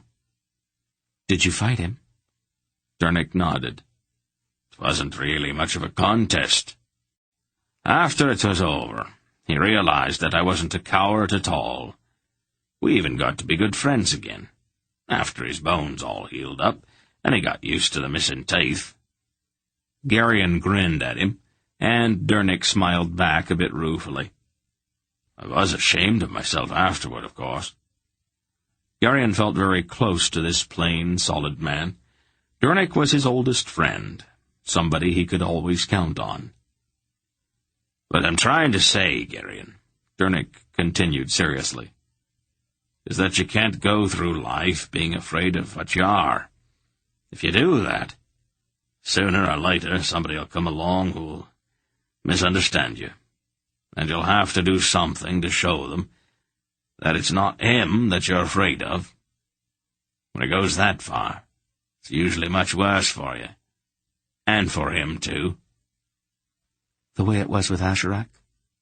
Dernick nodded. "It's always best in the long run to be what you are. It isn't proper to behave as if you're more, but it isn't good to behave as if you were less either. Do you understand what I'm trying to say?" "The whole problem seems to be finding out just exactly what you really are," Garion observed. Dernick smiled again. "That's the part that gets most of us in trouble at times." Suddenly the smile fell away from his face, and he gasped. Then he fell writhing to the ground, clutching at his stomach. "Dernick!" Garion cried. "What's wrong?" But Dernick could not answer. His face was ashen and contorted with agony as he twisted in the dirt. Garion felt a strange alien pressure, and he understood instantly. Thwarted in their attempts to kill Erend, the hierarchs were directing their attacks at others in the hope of forcing Aunt Paul to drop her shield. A terrible rage boiled up in him. His blood seemed to burn, and a fierce cry came to his lips. "Calmly." It was the voice within his mind again. "What do I do?" "Get out into the sunlight." Garion did not understand that, but he ran out past the horses into the pale morning light. "Put yourself into your shadow." He looked down at the shadow stretching out on the ground in front of him, and obeyed the voice. He wasn't sure exactly how he did it, but he poured his will and his awareness into the shadow. Now, follow the trail of their thought back to them, quickly. Garion felt himself suddenly flying. Enclosed in his shadow, he touched the still writhing Dernick once, like a sniffing hound, picked up the direction of the concerted thought that had felled his friend, and then flashed through the air back over the miles of wasteland toward the wreckage of Rachthal. He had, it seemed, no weight, and there was an odd purplish cast to everything he saw. He felt his immensity as he entered the room with the cracked wall where the 9 black-robed old men sat, trying with the concerted power of their minds to kill Dernick. Their eyes were all focused on a huge ruby, nearly the size of a man's head, which lay flickering in the center of the table around which they sat. The slanting rays of the morning sun had distorted and enlarged Garion's shadow, and he filled one corner of the room, bending slightly so that he could fit under the ceiling. "Stop!" he roared at the evil old men. "Leave Dernick alone!" They flinched back from his sudden apparition, and he could feel the thought they were directing at Dernick through the stone on the table falter and begin to fall apart. He took a threatening step and saw them cringe away from him in the purple light that half-clouded his vision. Then one of the old men, very thin and with a long, dirty beard and completely hairless scalp, seemed to recover from his momentary fright. "Stand firm," he snapped at the others. "Keep the thought on the cinder." "Leave him alone," Garion shouted at them. "Who says so?" the thin old man drawled insultingly. "I do." "And just who are you?" "I am Belgariad. Leave my friends alone." The old man laughed, and his laugh was as chilling as Tuchek's had been. "Actually, you're only Belgariad's shadow," he corrected. "We know the trick of the shadow. You can talk, bluster, and threaten, but that's all you can do. You're just as powerless as a shade, Belgariad." "Leave us alone." "And what will you do if we do not?" The old man's face was filled with contemptuous amusement. "Is he right?" Garion demanded of the voice within his mind. "Perhaps. Perhaps not," the voice replied. "A few men have been able to go beyond the limitation. You won't know unless you try." Despite his dreadful anger, Garion did not want to kill any of them. "Ice," he said, focusing on the idea of cold and lashing out with his will. It felt odd, almost tenuous, as if it had no substance behind it, and the roaring was hollow and puny-sounding. The bald old man sneered and waggled his beard insultingly. Garion ground his insubstantial teeth and drew himself in with dreadful concentration. "Burn," he said then, driving his will. There was a flicker, then a sudden flash. The force of Garion's will burst forth, directed not at the bald man himself, but rather at his whiskers. The hierarch jumped up and stumbled back with a hoarse exclamation, trying desperately to beat the flames out of his beard. The concerted thought of the hierarch shattered as the rest of them scrambled to their feet in terrified astonishment. Grimly, Garion gathered his swelling will and began to lay about him with his immensely long arms. He tumbled the hierarchs across the rough stone floor and slammed them into walls. Squealing with fright, they scurried this way and that, trying to escape, but he methodically reached out and grasped them one by one to administer his chastisement. With a peculiar kind of detachment, he even stuffed one of them head first into the crack in the wall, pushing quite firmly, until only a pair of wriggling feet were sticking out. Then, when it was done, he turned back to the bald hierarch who had managed finally to beat the last of the fire out of his beard. "It is impossible! Impossible!" the hierarch protested, his face stunned. "How did you do it?" "I told you. I am Belgarian. I can do things you cannot even imagine." "The jewel," the voice told him. "They're using the jewel to focus their attacks. Destroy it." "How?" "It can only hold so much. Look." Garion suddenly found that he could actually see into the interior of the still flickering ruby on the table. He saw the minute stress lines within its crystalline structure. Then he understood. He turned his will upon it and poured all of his anger into it. The stone blazed with light and began to pulsate as the force within it swelled. Then, with a sharp detonation, the stone exploded into fragments. "No!" the bald hierarch wailed. "You idiot! That stone was irreplaceable." "Listen to me, old man," Garion said in an awful voice. "You will leave us alone. You will not pursue us, or try to injure any of us any more." He reached out with his shadowy hand and slid it directly into the bald man's chest.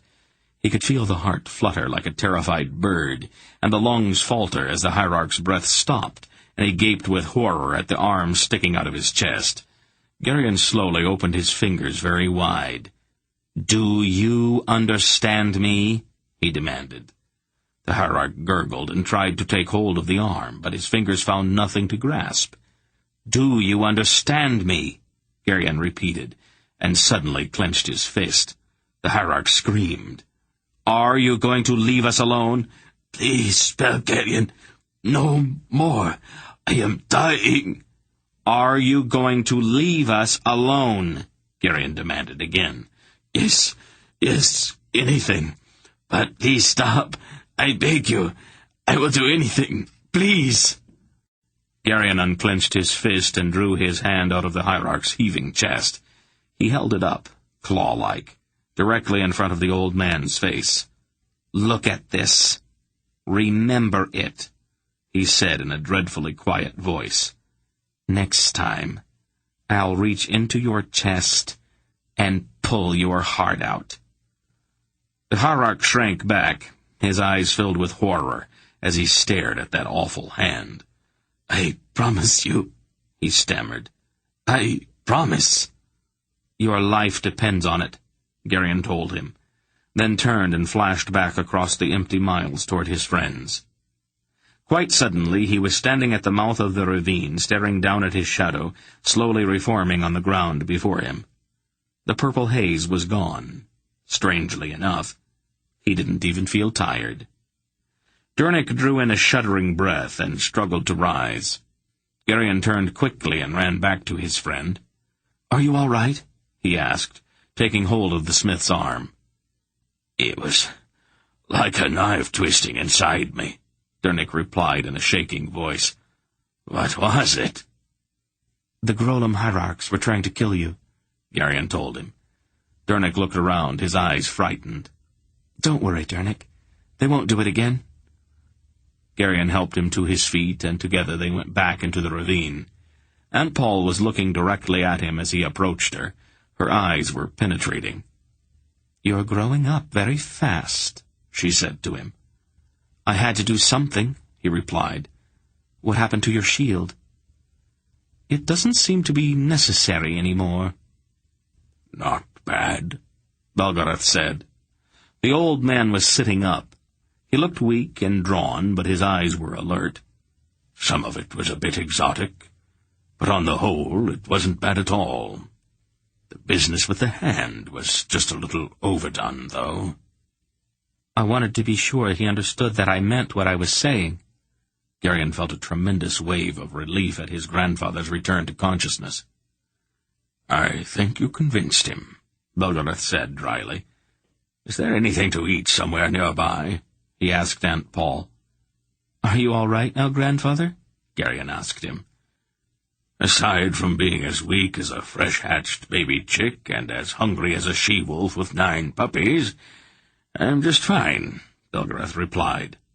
I could really use something to eat, Bulgara. I'll see what I can find, Father, she told him, turning to the packs. I don't know that you need to bother cooking it, he added. The little boy had been looking curiously at Garion, his wide blue eyes serious and slightly puzzled. Quite suddenly he laughed, smiling. He looked into Garion's face. Belgariad, he said. Chapter 4 No regrets? Silk asked Garion that evening as they rode toward the sharply rising peaks outlined against the glittering stars ahead. Regrets about what? Giving up command. Silk had been watching him curiously, ever since the setting sun had signaled the resumption of their journey. No, Garion replied, not quite sure what the little man meant. Why should there be? It's a very important thing for a man to learn about himself, Garion, Silk told him seriously.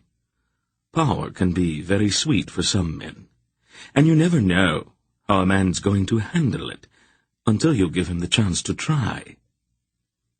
I don't know why you went to all the trouble. It's not too likely that I'm going to be put in charge of things very often. Oh, you never know, Garion. You never know. They rode on across the barren black sands of the wasteland toward the mountains looming ahead. The quarter moon rose behind them, and its light was cold and white. Near the edge of the wasteland there were a few scrubby thorn bushes huddling low to the sand and silvered with frost. It was an hour or so before midnight when they finally reached rocky ground, and the hoofs of the horses clattered sharply as they climbed up out of the sandy waste. When they topped the first ridge, they stopped to look back. The dark expanse of the wasteland behind them was dotted with the watchfires of the Murgos, and far back along their trail they saw moving torches. I was starting to worry about that, Silk said to Belgarath. But it looks as if they have found our trail after all. Let's hope they don't lose it again, the old man replied. Oh, not too likely, really. I made it pretty obvious. Murgos can be a bit undependable sometimes. Belgarath seemed to have recovered almost completely, but Garion noted a weary slump to his shoulders, and was glad that they did not plan to ride all night. The mountains into which they rode were arid and rocky as the ones lying to the north. There were looming cliffs and patches of alkali on the ground, and a bitingly cold wind that seemed to wail endlessly through the rocks and to tug at the coarse-woven Murgo robes that disguised them. They pushed on until they were well into the mountains. Then, several hours before dawn, they stopped to rest and to wait for the sun to rise.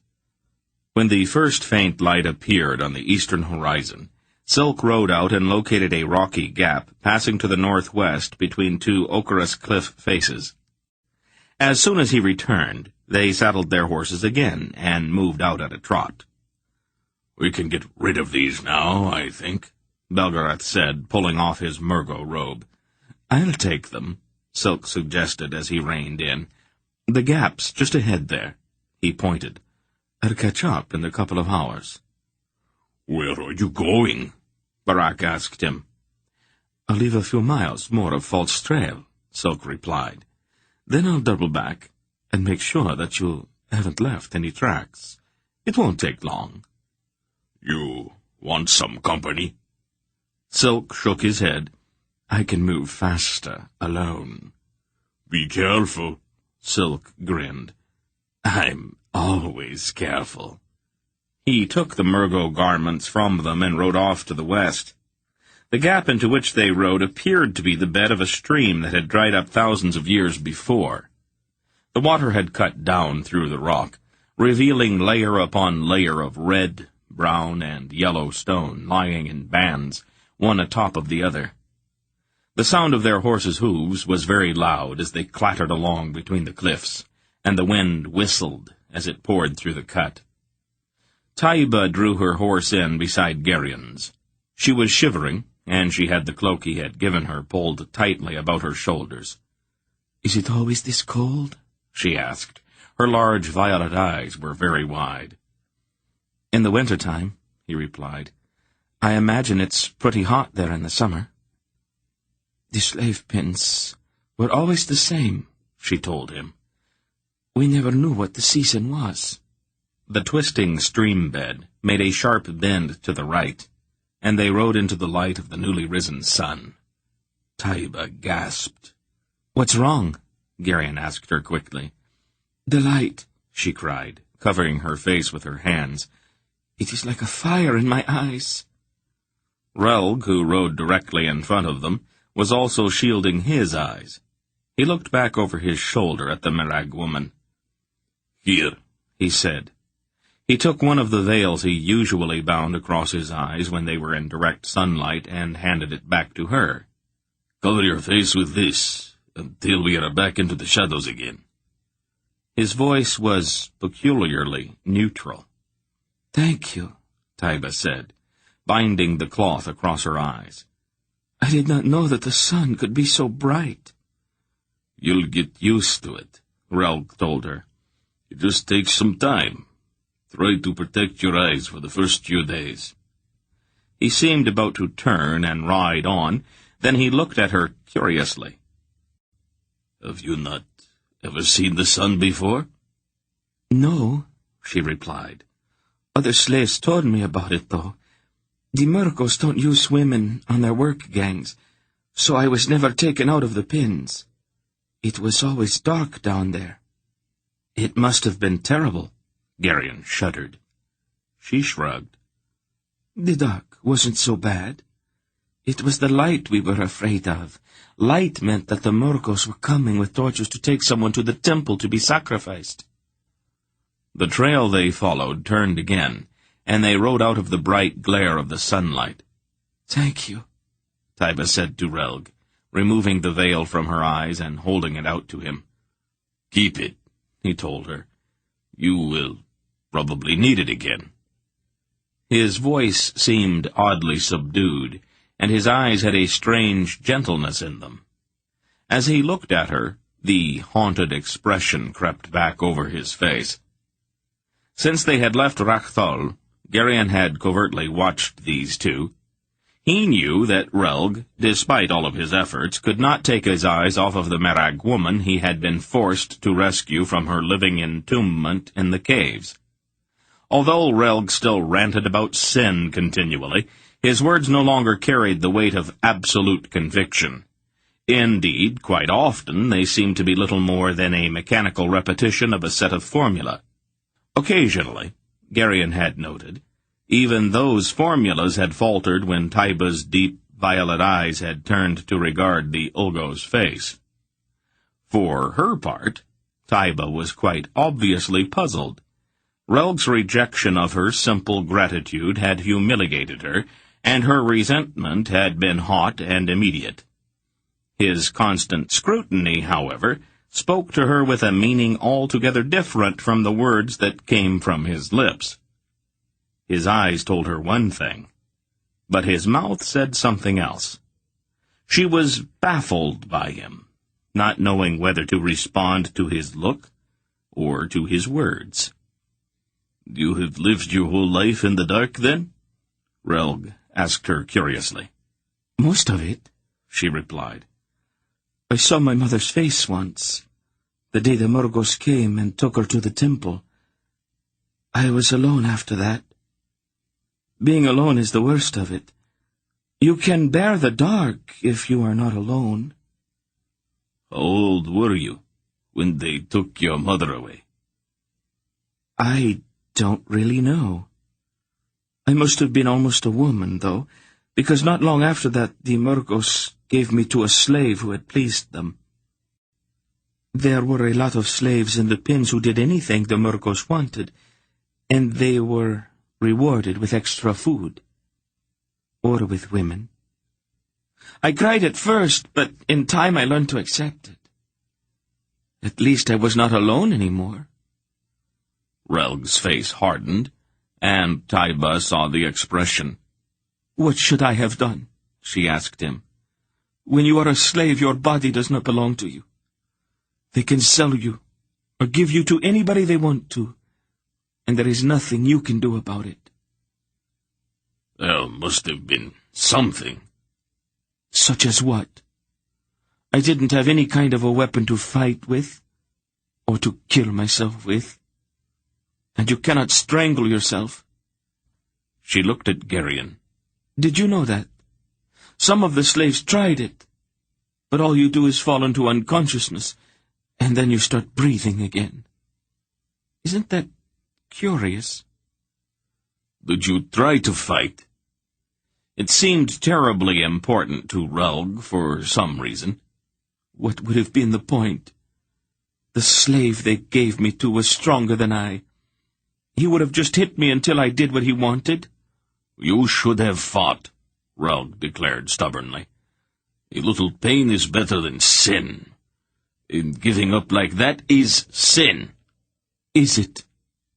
If somebody forces you to do something and there is no possible way to avoid it, is it really sin? Relg started to answer, but her eyes, looking directly into his face, seemed to stop up his tongue. He faltered, unable to face that gaze. Abruptly, he turned his mount and rode back toward the pack animals. Why does he fight with himself so much? Taiba asked. He is completely devoted to his god, Geryon explained. He's afraid of anything that might take away some of what he feels he owes to Ul. Is this Ul of his really that jealous? No, I don't think so. But Relg does. Taiba pursed her lips into a sensual pout and looked back over her shoulder at the retreating zealot. Do you know? She said. I think he is actually afraid of me. She laughed then, that same low, wicked little laugh, and lifted her arms to run her fingers through the glory of her midnight hair. No one has ever been afraid of me before. Not ever. I think I rather like it. Would you excuse me? She turned her horse without waiting for a reply, and quite deliberately rode back after the fleeing Relg. Geryon thought about it as he rode on through the narrow, twisting canyon. He realized that there was a strength in Taiba that none of them had suspected, and he finally concluded that Relg was in for a very bad time. He trotted on ahead to speak to Aunt Paul about it, as she rode with her arms about Erend. It is really none of your business, Geryon, she told him. Relg and Taiba can work out their problems without any help from you. I was just curious, that's all. Relg's tearing himself apart, and Taiba's all confused about him. What's really going on between them, Aunt Paul? Something very necessary, she replied. You could say that about nearly everything that happens, Aunt Paul. It was almost an accusation. You could even say that the way Sinedra and I quarrel all the time is necessary, too, couldn't you? She looked slightly amused. It is not exactly the same thing, Geryon, but there's a certain necessity about that, too. Oh, that's ridiculous, he scoffed. Is it really? Then why do you suppose the two of you go out of your way so much to aggravate one another?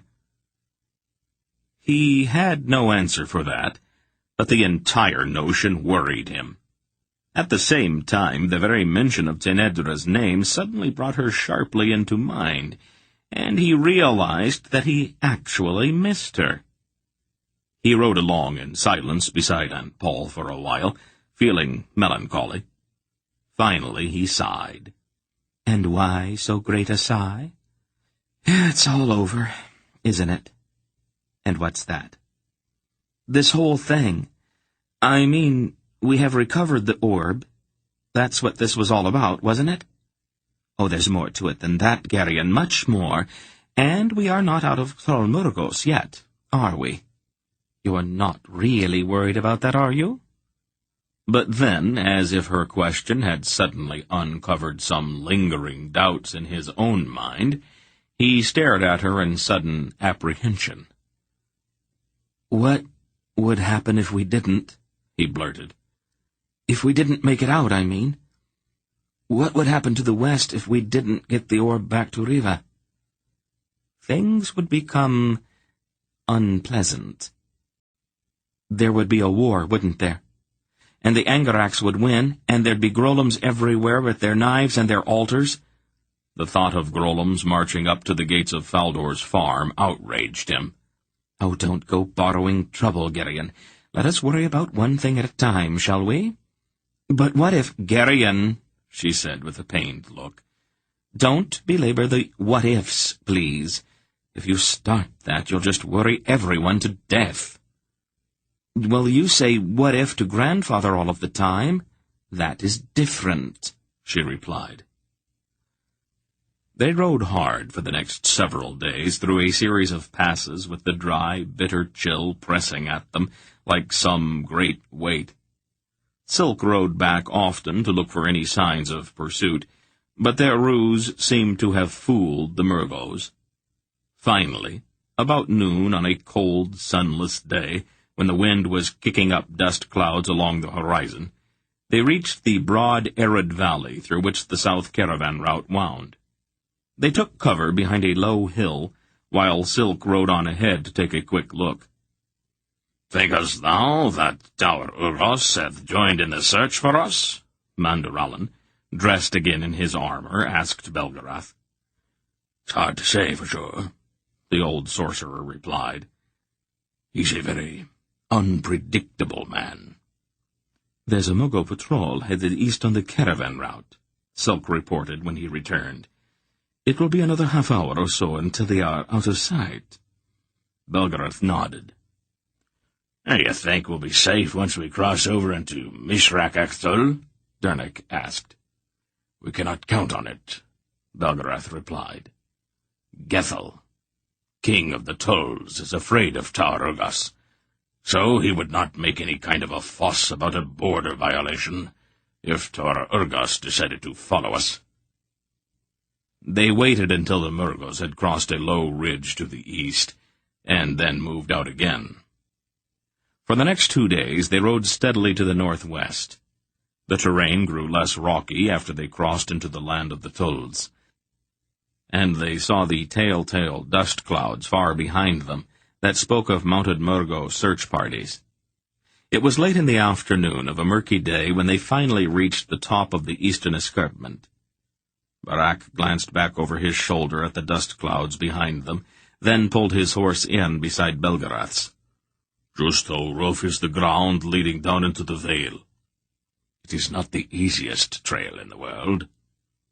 "Those Murgos are less than a day behind us, Belgarath. If we have to pick our way down, they will be on top of us before we can make it." Belgarath pursed his lips, squinting at the dust clouds on the southern horizon. "Perhaps you're right. Maybe we had better think this through." He raised his hand to call a halt. "It is time to make a couple of decisions," he told the rest of them. "The Murgos are a little closer than we really want them to be. It takes 2 to 3 days to make the descent into the vale, and there are places where one definitely does not want to be rushed." "We could always go on to that ravine we followed coming up," Silk suggested. "It only takes a half-day to go down that way." "But Lord Hetar and the Elgar clans of King Kohag await us in the vale," Mandaralan objected. "Were we to go on, would we not lead the Murgos down into undefended country?" "Have we got any choice?" Silk asked him. "We could light fires along the way." "Hetar will know what I mean," Barak suggested. "So would the Murgos," Silk said. "They would ride all night and be right behind us every step of the way down." Belgarath scratched sourly at his short white beard.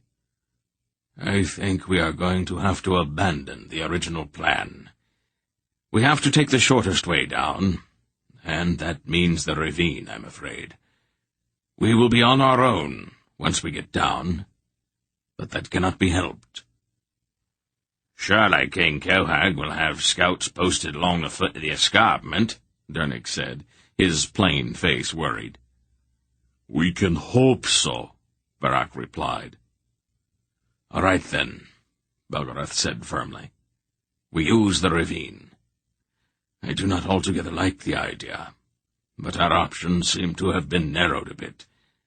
Let's ride. It was late afternoon when they reached the shallow gully at the top of the steep notch leading down to the plain below. Belgarath glanced once down the precipitous cut and shook his head. Not in the dark, he decided. Can you see any signs of the Algars? He asked Barak, who was staring out at the plain below. I'm afraid not, the red-bearded man answered. Do you want to light a fire to signal them? No, the old man replied. Let's not announce our intentions. I will need a small fire, though, Aunt Paul told him. We all need a hot meal. I don't know if that's wise, Mulgara, Belgarath objected. We'll have a hard day tomorrow, Father, she said firmly. Dernick knows how to build a small fire and to keep it hidden. Have it your way, Paul, the old man said in a resigned tone of voice. Naturally, Father. It was cold that night, and they kept their fire small and well-sheltered.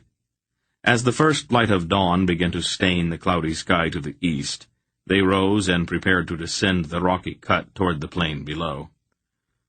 I'll strike the tents, Dernick said. You just knock them down, Belgarath told him. He turned and nudged one of the packs thoughtfully with his foot. We take only what we absolutely have to. We're not going to have the time to waste on these. But you're not just going to leave them, Dernick sounded shocked. They will just be in the way, and the horses will be able to move faster without them. But, well, they're all our belongings, Dernick protested. Silk also looked a bit chagrined. He quickly spread out a blanket and began rummaging through the packs, his quick hands bringing out innumerable small valuable items and piling them in a heap on the blanket. Where did you get all of those? Barak asked him. Oh, here and there, Silk said evasively. You stole them, didn't you? Oh, some of them, Silk admitted. We have been on the road for a long time, Barak. Do you really plan to carry all of that down this ravine? Barak asked, curiously eyeing Silk's treasures. Silk looked at the heap, mentally weighing it, and then he sighed with profound regret. No, I guess not. He stood up and scattered the heap with his foot. It is all very pretty, though, isn't it? Now I guess I'll have to start all over again. He grinned then. It's the stealing that's fun anyway. Let's go down. And he started toward the top of the steeply descending stream bed that angled sharply down toward the base of the escarpment. The unburdened horses were able to move much more rapidly, and they all passed quite easily over spots Geryon remembered painfully from the upward climb weeks before. By noon, they were more than halfway down. Then Polgara stopped and raised her face.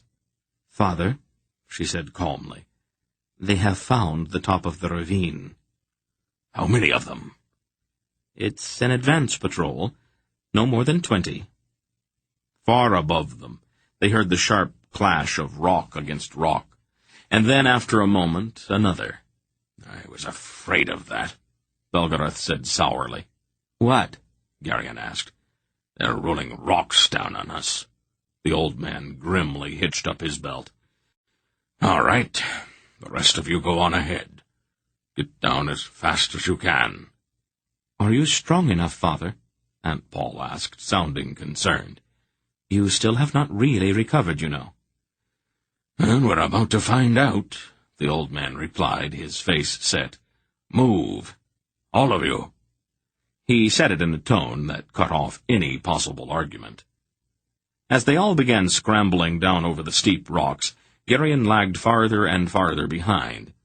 Finally, as Durnick led the last pack-horse over a jumble of broken stone and around a bend, Gerion stopped entirely and stood listening. He could hear the clatter and slide of hooves on the rocks below, and from above, the clash and bounce of a large stone tumbling over the ravine, coming closer and closer. Then there was a familiar surge and roaring sound. A rock, somewhat larger than a man's head, went whistling over him, angling sharply up out of the cut to fall harmlessly far out on the tumbled debris at the floor of the escarpment. Carefully, Gerion began climbing back up the ravine, pausing often to listen. Belgarath was sweating as Gerion came into sight around a bend in the ravine a goodly way above and ducked back out of the old man's sight. Another rock, somewhat larger than the first, came bounding and crashing down the narrow ravine, bouncing off the walls and leaping into the air each time it struck the rocky stream bed. About 20 yards above Belgarath, it struck solidly and spun into the air. The old man gestured irritably, grunting with the effort, and the rock sailed out in a long arc, clearing the walls of the ravine and falling out of sight. Gerion quickly crossed the stream bed and went down several yards more, staying close against the rocky wall and peering back to be sure he was concealed from his grandfather. When the next rock came bouncing and clashing down toward them, Gerion gathered his will. He'd have to time it perfectly, he knew, and he peered around a corner, watching the old man intently. When Belgarath raised his hand, Gerion pushed his own will in to join his grandfather's, hoping to slip a bit of unnoticed help to him. Belgarath watched the rock go whirling far out over the plain below. Then he turned and looked sternly down the ravine. "All right, Gerion," he said crisply. "Step out where I can see you." Somewhat sheepishly, Gerion went out into the center of the stream bed and stood looking up at his grandfather. "Why is it that you can never do what you are told to do?" the old man demanded.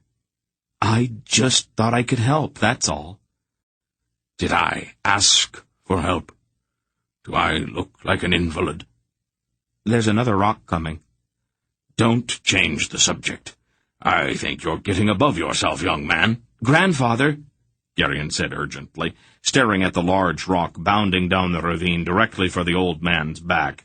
He threw his will under the rock and hurled it out of the ravine. Belgarath looked up at the stone soaring over his head. "Tacky, Gerion," he said disapprovingly. "Very tacky. You don't have to throw them all the way to Prologue, you know. Stop trying to show off." "I got excited," Gerion apologized. "I pushed a little too hard." The old man grunted. "All right," he said a bit ungraciously. "As long as you're here anyway. But stick to your own rocks. I can manage mine, and you throw me off balance when you come blundering in like that." "I just need a little practice, that's all." "You need some instruction in etiquette, too," Belgarath told him, coming on down to where Gerion stood. "You don't just jump in with help until you are asked. That's very bad form, Gerion."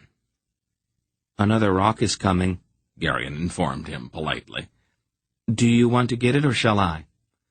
"Don't get snippy, young man," Belgarath told him, then turned and flipped the approaching rock out of the ravine. They moved on down together, taking turns on the rocks the Murgos were rolling down the ravine. Gerion discovered that it grew easier each time he did it, but Belgarath was drenched with sweat by the time they neared the bottom. Gerion considered trying once again to slip his grandfather a bit of assistance, but the old sorcerer glared at him so fiercely as he started to gather in his will that he quickly abandoned the idea. "I wondered where you had gone," Aunt Paul said to Gerion, as the two clambered out over the rocks at the mouth of the ravine to rejoin the rest of the party. She looked closely at Belgarath. "Are you all right?" I'm just fine, he snapped. I had all this assistance. Unsolicited, of course. He glared at Garion again.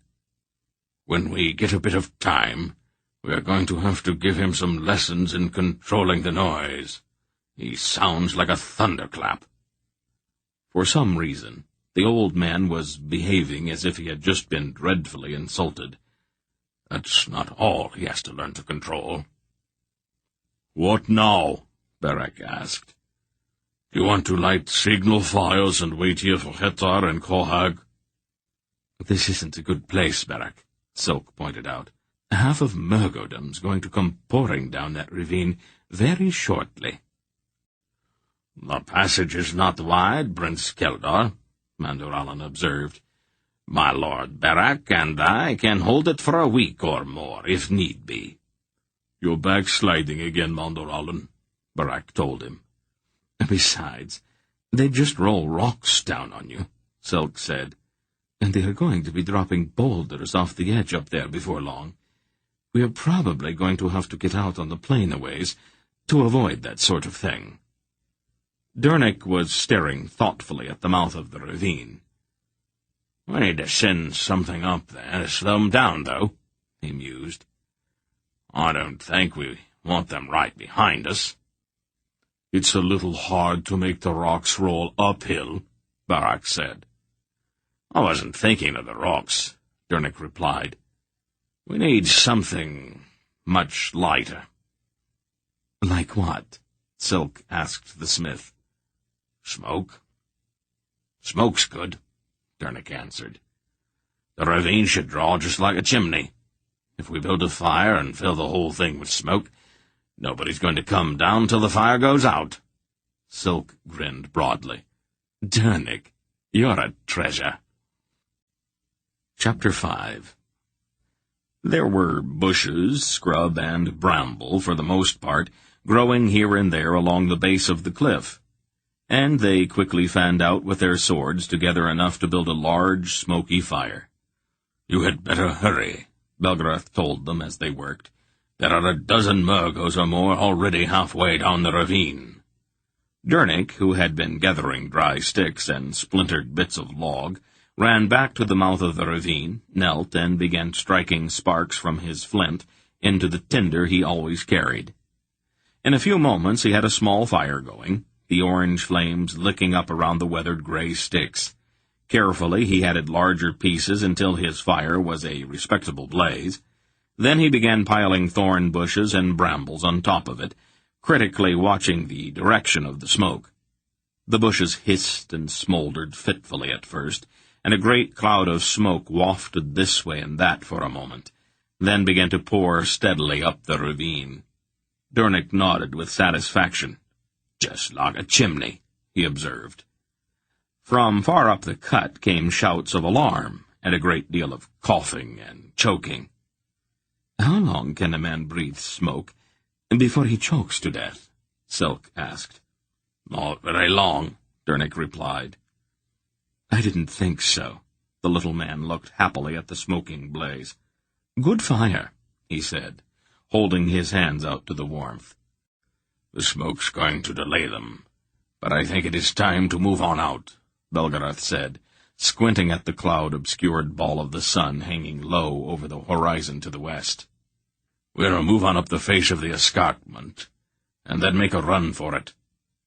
We want to surprise them a bit, to give us time to get out of range before they can start throwing rocks down on us. Is there any sign of Hetar out there? Barak asked, peering out at the grassland. We haven't seen any yet, Dernick replied. You do know that we are going to lead half of Thor Murgos out onto that plain, Barak pointed out to Belgarath.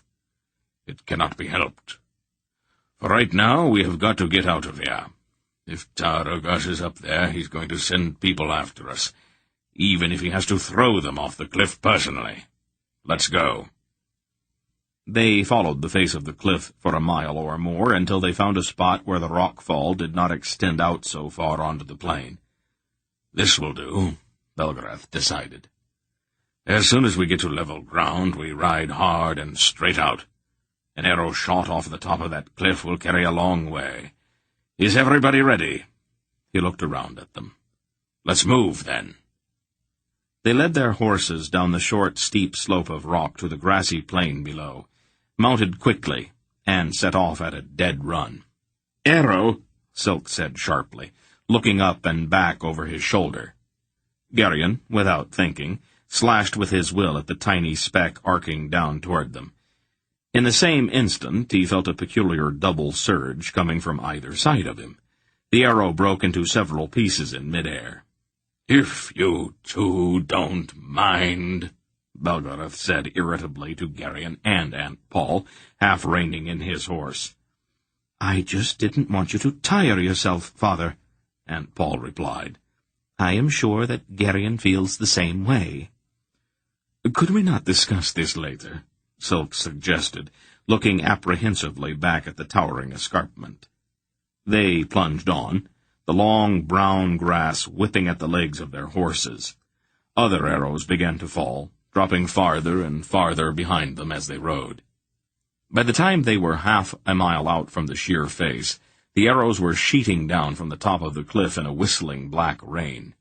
"Persistent, aren't they?" Silk observed. "It's a racial trait," Barak replied. "Murgos are stubborn to the point of idiocy." "Keep going," Belgariad told them. "It is just a question of time until they bring up a catapult." "They're throwing ropes down the face of that cliff," Dernick reported, peering back at the escarpment. "As soon as a few of them get to the bottom, they'll pull the fire clear of the ravine and start bringing the horses down." "At least it slowed them down a bit," Belgariad said. Twilight, hardly more than a gradual darkening of the cloudy murk that had obscured the sky for several days, began to creep across the Algarian plain. They rode on. Geryon glanced back several times as he rode and noticed moving pinpoints of light along the base of the cliff. "Some of them have reached the bottom, Grandfather," he called to the old man, who was pounding along in the lead. "I can see their torches." "It was bound to happen," the sorcerer replied. It was nearly midnight by the time they reached the Aldur River, lying black and oily-looking between its frosty banks. "Does anybody have any idea how we're going to find that ford in the dark?" Dernick asked. "I'll find it," Relg told him. "It isn't all that dark from me. Wait here." "That could give us a certain advantage," Sulk noted. "We'll be able to ford the river, but the Murgos will flounder around on this side in the dark for half of the night. We will be leagues ahead of them before they get across." "That was one of the things I was sort of counting on," Belgariad replied smugly. It was a half hour later before Relg returned. "It isn't far," he told them. They remounted and rode through the chill darkness, following the curve of the riverbank until they heard the unmistakable gurgle and wash of water running over the stones. "That's it, just ahead," Relg said. "It's still going to be dangerous fording it in the dark," Barak pointed out. "It isn't that dark," Relg said. "Just follow me." He rode confidently 100 yards farther upriver, then turned and nudged his horse into the shallow, rippling water. Geryon felt his horse flinch from the icy chill as he rode out into the river, following closely behind Belgariad. Behind him he heard Dernick coaxing the now unburdened pack animals into the water. The river was not deep, but it was very wide, almost a half-mile, and in the process of fording, they were all soaked to the knees. "The rest of the night promises to be moderately unpleasant," Silk observed, shaking one sodden foot. "At least you've got the river between you and Taurogos," Barak reminded him. "Oh, that does brighten things up a bit," Silk admitted. They had not gone a half-mile, however, before Mandoralan's charger went down with a squeal of agony. The knight with a great clatter tumbled into the grass as he was pitched out of the saddle. His great horse floundered with threshing legs, trying futilely to rise. "What's the matter with him?" Barak demanded sharply. Behind him, With another squeal, one of the pack-horses collapsed. "What is it?" Garion asked Dernick, his voice shrill. "It's the cold," Dernick answered, swinging down from his saddle. "We've ridden them to exhaustion. Then we made them wade across that river. Chills settled into their muscles." "So what do we do?" "We've got to rub 'em down, all of 'em, with wool." "We don't have time for that," Silk objected. "Well, it's that or walk," Dernick declared, pulling off his stout wool cloak and beginning to rub vigorously at his horse's legs. "Maybe we should build a fire," Garion suggested, also dismounting and beginning to rub down his horse's shivering legs. "There isn't anything round here to burn," Dernick told him. "This is all open grassland." "And a fire would set up a beacon for every Murgo within 10 miles, Barak added, massaging the legs of his grey horse. They all worked as rapidly as possible, but the sky to the east had begun to pale with the first hints of dawn before Mandoralan's horse was on his feet again, and the rest of their mounts were able to move. "They won't be able to run," Dernick declared somberly. "We shouldn't even ride them." "Dernick," Silk protested, "Tower Urgas is right behind us." "They won't last a league if we try to make 'em run," the smith said stubbornly. "There's nothing left in them." They rode away from the river at a walk. Even at that pace, Garion could feel the trembling of his horse under him. They all looked back frequently, watching the dark-shrouded plain beyond the river as the sky grew gradually lighter. When they reached the top of the first low hills, the deep shadow, which had obscured the grasslands behind them, faded, and they were able to see movement. Then, as the light grew stronger, they saw an army of Murgos swarming toward the river. In the midst of them were the flapping black banners of Tower Urgas himself. The Murgos came on in waves until they reached the far bank of the river. Then their mounted scouts ranged out until they located the ford. The bulk of the army Tower Urgas had brought down to the plain was still on foot, but clusters of horses were being driven up from the rear as rapidly as they could be brought down the narrow cut leading from the top of the escarpment. As the first units began splashing across the ford, Silk turned to Belgarath. "Now what?" the little man asked in a worried voice. "We'd better get off the top of this hill," the old man replied. "I don't think they have seen us yet, but it's just a question of time, I'm afraid." They rode down into a little swale just beyond the hill. The overcast, which had obscured the sky for the past week or more, had begun to blow off, and broad patches of pale, icy blue had begun to appear, though the sun had not yet come up. "My guess is that he's going to hold the bulk of his army on the far side," Belgarath told them, after they had all dismounted. "He'll bring them on across as their horses catch up. As soon as they get to this side, they're going to spread out and look for us." "That's the way I would do it," Barak agreed. "Somebody ought to keep an eye on them," Dernick suggested. He started back up the hill on foot. "I'll let you know if they start doing anything unusual."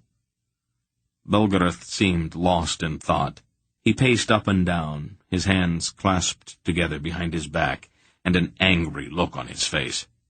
"This is not working out the way I had expected," he said finally. "I had not counted on the horses playing out on us." "Is there any place we can hide?" Belgarath shook his head. "It's all grassland. There aren't any rocks or caves or trees. It's going to be impossible to cover our tracks." He kicked at the tall grass.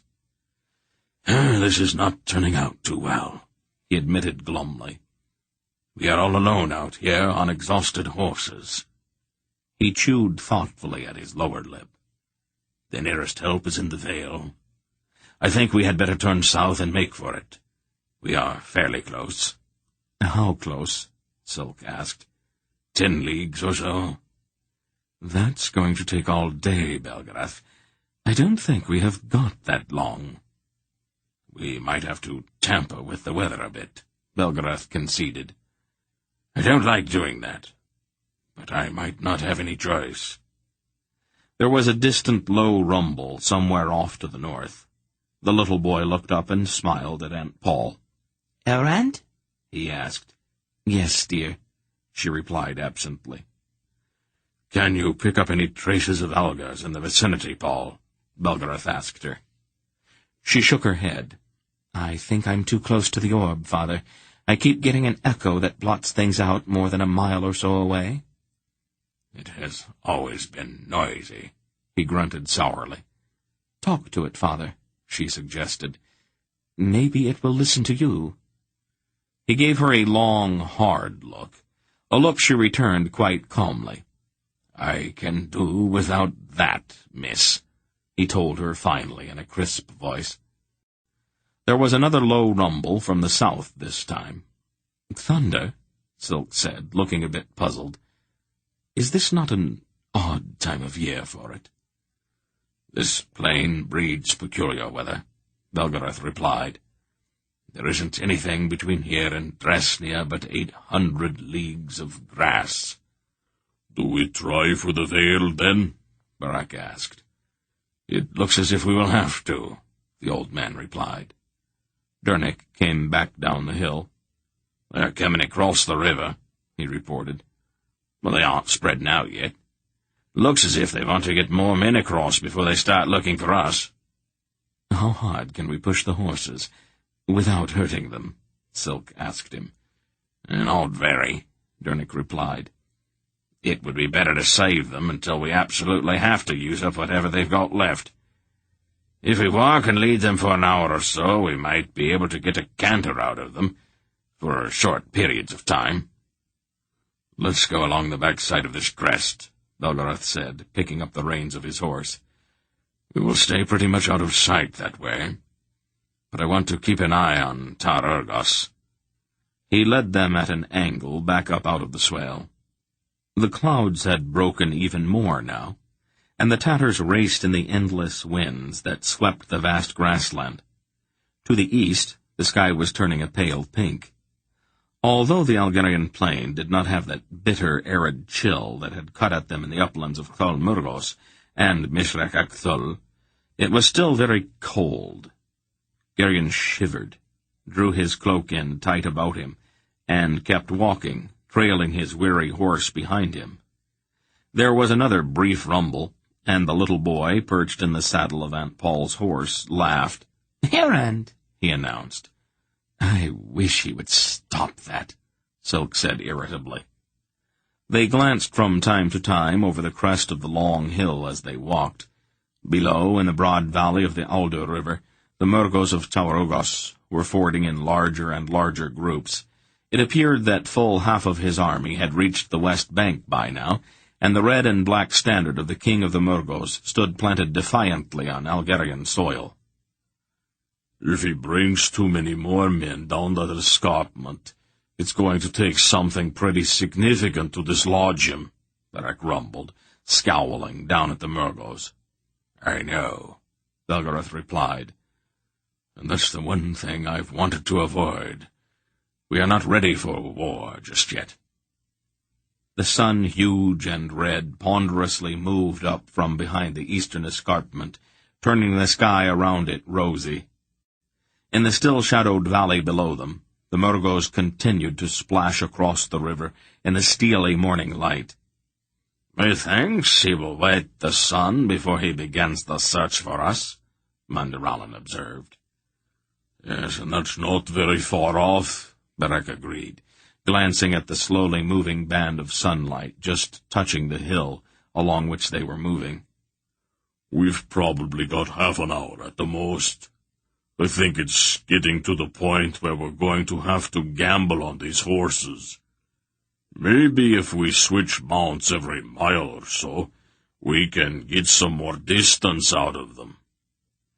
The rumble that came then could not possibly have been thunder. The ground shook with it, and it rolled on and on endlessly from both the north and the south. Then, pouring over the crests of the hills surrounding the valley of the Aldur like some vast tide suddenly released by the bursting of a mighty dam, came the clans of the Algars. Down they plunged upon the startled Murgos thickly clustered along the banks of the river, and their great war cry shook the very heavens, as they fell like wolves upon the divided army of Taurogos. A lone horseman veered out of the great charge of the clans, and came pounding up the hillside toward Geryon and his friends. As the warrior drew closer, Geryon could see his long scalp-lock flowing behind him, and his drawn saber catching the first rays of the morning sun. It was Hetar. A vast surge of relief swept over Geryon. They were safe. "Where have you been?" Barak demanded in a great voice, as the hawk-faced Algar rode closer. "Watching," Hetar replied calmly, as he reined in. "We wanted to let the Murgos get out a ways from the escarpment, so we could cut them off. My father sent me to see how you all are." "Oh, how considerate," Silk observed sardonically. "Did it ever occur to you to let us know that you were out there?" Hetar shrugged. "We could see that you were all right." He looked critically at their exhausted mounts. "You did not take very good care of them," he said accusingly. "We were a bit pressed," Dernick apologized. "Did you get the orb?" the tall man asked Belgarath, glancing hungrily down toward the river where a vast battle had been joined. "It took a bit, but we got it," the old sorcerer replied. "Good." Hetar turned his horse, and his lean face had a fierce look on it. "I will tell Kohag. Will you excuse me?" And then he stopped, as if remembering something. "Oh," he said to Barak. "Congratulations, by the way." "For what?" the big man asked, looking puzzled. "The birth of your son." "What?" Barak sounded stunned. "How?" "In the usual way, I would imagine," Hetar replied. "I mean, how did you find out?" "Anheg sent word to us." "When was he born?" "A couple of months ago." Hetar looked nervously down at the battle which was raging now on both sides of the river, and in the middle of the ford as well. "I really have to go. If I do not hurry, there will not be any Murgos left." And he drove his heels into his horse's flanks and plunged down the hill. "He hasn't changed a bit," Silk noted. Barak was standing with a somewhat foolish grin on his big red-bearded face. "Congratulations, my lord," Mandaralan said to him, clasping his hand. Barak's grin grew broader. It quickly became obvious that the situation of the encircled Murgos below was hopeless. With his army cut in two by the river, Taurogos was unable to mount even an orderly retreat.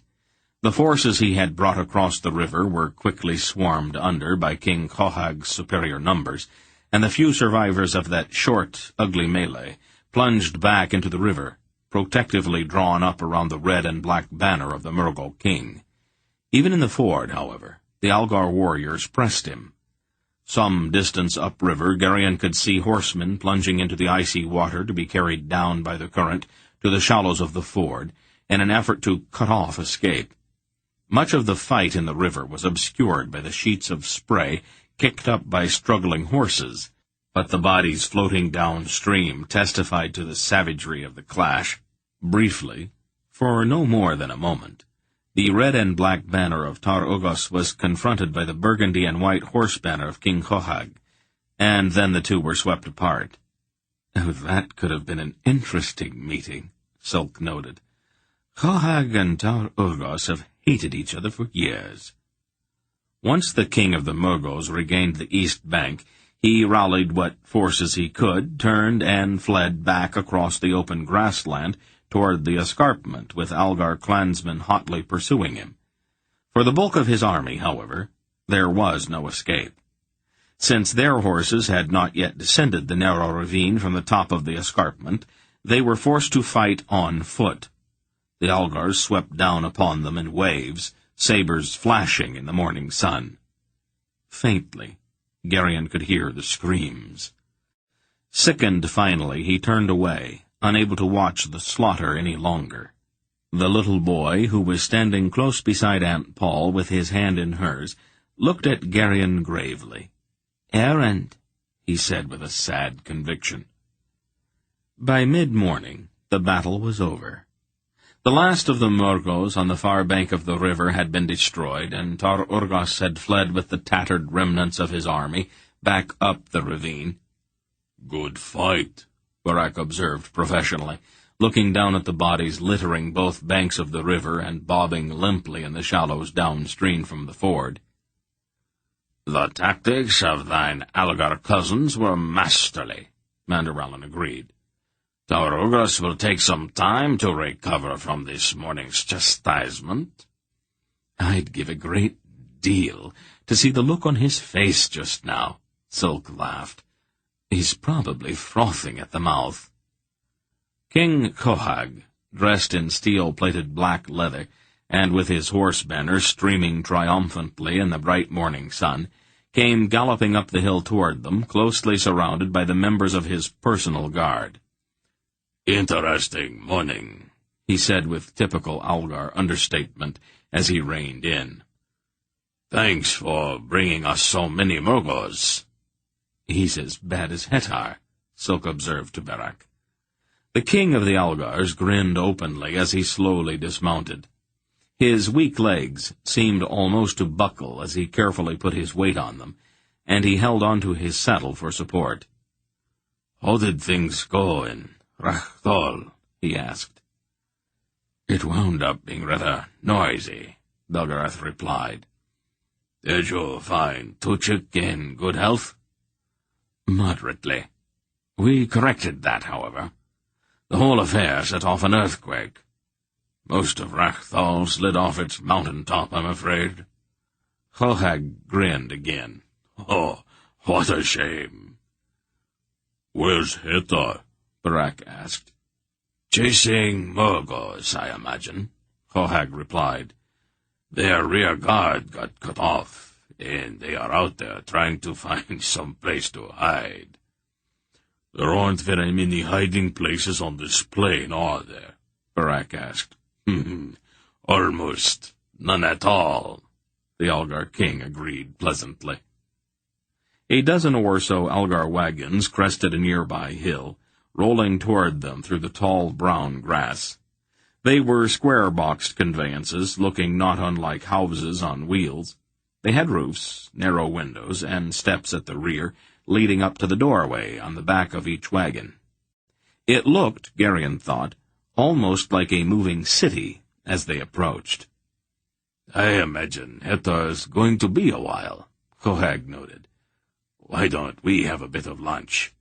I would like to get word to Anheg and Rodar about what's happened here as soon as possible. But I am sure you'll want to pass a few things along as well. We can talk while we eat." Several of the wagons were drawn up close together, and their sides were let down and joined to form a spacious, low-ceilinged dining hall. Braziers provided warmth, and candles illuminated the interior of the quickly assembled hall, supplementing the bright winter sunlight streaming in through the windows. They dined on roasted meat and mellow ale. Garion soon found that he was wearing far too many clothes. It seemed that he had not been warm in months, and the glowing braziers shimmered out a welcomed heat. Although he was tired and very dirty, he felt warm and safe, and he soon found himself nodding over his plate, almost drowsing, as Belgarath recounted the story of their escape to the Algar king. Gradually, however, as the old man spoke, something alerted Garion. There was, it seemed, a trace too much vivacity in his grandfather's voice, and Belgarath's words sometimes seemed almost to tumble over each other. His blue eyes were very bright, but seemed occasionally a bit unfocused. "So, Zedar got away," Kohag was saying. "That is the only thing that mars this whole affair." "Zedar is no problem," Belgarath replied, smiling in a slightly dazed way. His voice seemed strange, uncertain, and King Kohag looked at the old man curiously. "You have had a busy year, Belgarath. A good one, though." The sorcerer smiled again, and lifted his ale cup. His hand was trembling violently, and he stared at it in astonishment. "Aunt Paul?" Garion called urgently. "Are you all right, Father?" "Fine, Paul. Perfectly fine." He smiled vaguely at her, his unfocused eyes blinking owlishly. He rose suddenly to his feet and began to move toward her, but his steps were lurching, almost staggering, and then his eyes rolled back in his head and he fell to the floor like a poleaxed cow. "Father?" Aunt Paul exclaimed, leaping to his side. Garion, moving almost as fast as his aunt, knelt on the other side of the unconscious old man. "What's wrong with him?" he demanded. But Aunt Paul did not answer. Her hands were at Belgariad's wrist and brow, feeling for his pulse. She peeled back one of his eyelids and stared intently into his blank, unseeing eyes. "Dernick," she snapped. "Get my herb bag, quickly." The smith bolted for the door. King Kohag had half risen, his face deathly pale. "He is not—" "No," she answered tensely. "He is alive, but only barely." "Is something attacking him?" Silk was on his feet, looking around wildly, his hand unconsciously on his dagger. "No, it's nothing like that." Aunt Paul's hands had moved to the old man's chest. "I should have known," she berated herself. "This stubborn, proud old fool. I should have been watching him. Please, Aunt Paul," Garion begged desperately. "What's wrong with him?" "He never really recovered from his fight with Tuchik," she replied. "He's been forcing himself, drawing on his will, and then those rocks in the ravine. But he wouldn't quit. Now he has burned up all of his vital energy and will. He barely has enough strength left to keep breathing." Garion had lifted his grandfather's head and cradled it on his lap. "Help me, Garion." He knew instinctively what she wanted. He gathered his will and held out his hand to her. She grasped it quickly, and he felt the force surging out of him. Her eyes were very wide as she intently watched the old man's face. Again. And once more she pulled the quickly gathered will out of him. "What are we doing?" Garion's voice was shrill. "Trying to replace some of what he's lost. Maybe." She glanced toward the door. "Hurry, Dernick!" she shouted. Dernick rushed back into the wagon. "Open the bag," she instructed. "Give me that black jar, the one that's sealed with lead, and a pair of iron tongs." "Should I open the jar, Mistress Paul?" the smith asked. "No. Just break the seal, carefully, and give me a glove. Leather, if you can find one." Wordlessly, Silk pulled a leather gauntlet from under his belt and handed it to her. She pulled it on, opened the black jar, and reached inside with the tongs. With great care, she removed a single, dark, oily-looking green leaf. She held it very carefully in the tongs. "Pry his mouth open, Garion." Garion wedged his fingers between Belgariad's clenched teeth and carefully pried the old man's jaws apart. Aunt Paul pulled down her father's lower lip, reached inside his mouth with the shiny leaf, and lightly brushed his tongue with it, once, and once only. Belgariad jumped violently, and his feet suddenly scraped on the floor. His muscles heaved, and his arms began to flail about. "Hold him down," Aunt Paul commanded. She pulled back sharply and held the leaf out of the way while Mandaralan and Barak jumped in to hold down Belgariad's convulsing body. "Give me a bowl," she ordered. "A wooden one." Dernick handed her one, and she deposited the leaf and the tongs in it. Then, with great care, she took off the gauntlet and laid it atop the leaf. "Take this," she told the smith. "Do not touch any part of the glove." "What do you want me to do with it, Mistress Paul?" "Take it out and burn it, bowl and all, and do not let anyone get into the smoke from it." "Is it that dangerous?" Silk asked. "It is even worse, but those are the only precautions we can take out here." Dernick swallowed very hard and left the wagon, holding the bowl as if it were a live snake. Belgariad took a small mortar and pestle and began grinding certain herbs from her bag into a fine powder as she watched Belgariad intently. "How far is it to the stronghold, Cohag?" she asked the Algar king. "A man on a good horse could make it in half a day," he replied. "How long by wagon? A wagon driven carefully to avoid bouncing." 2 days. She frowned, still mixing the herbs in the mortar. "All right. There's no help for it, I guess. Please send Hetar to Queen Silar. Have him tell her that I'm going to need a warm, well-lighted chamber with a good bed and no drafts.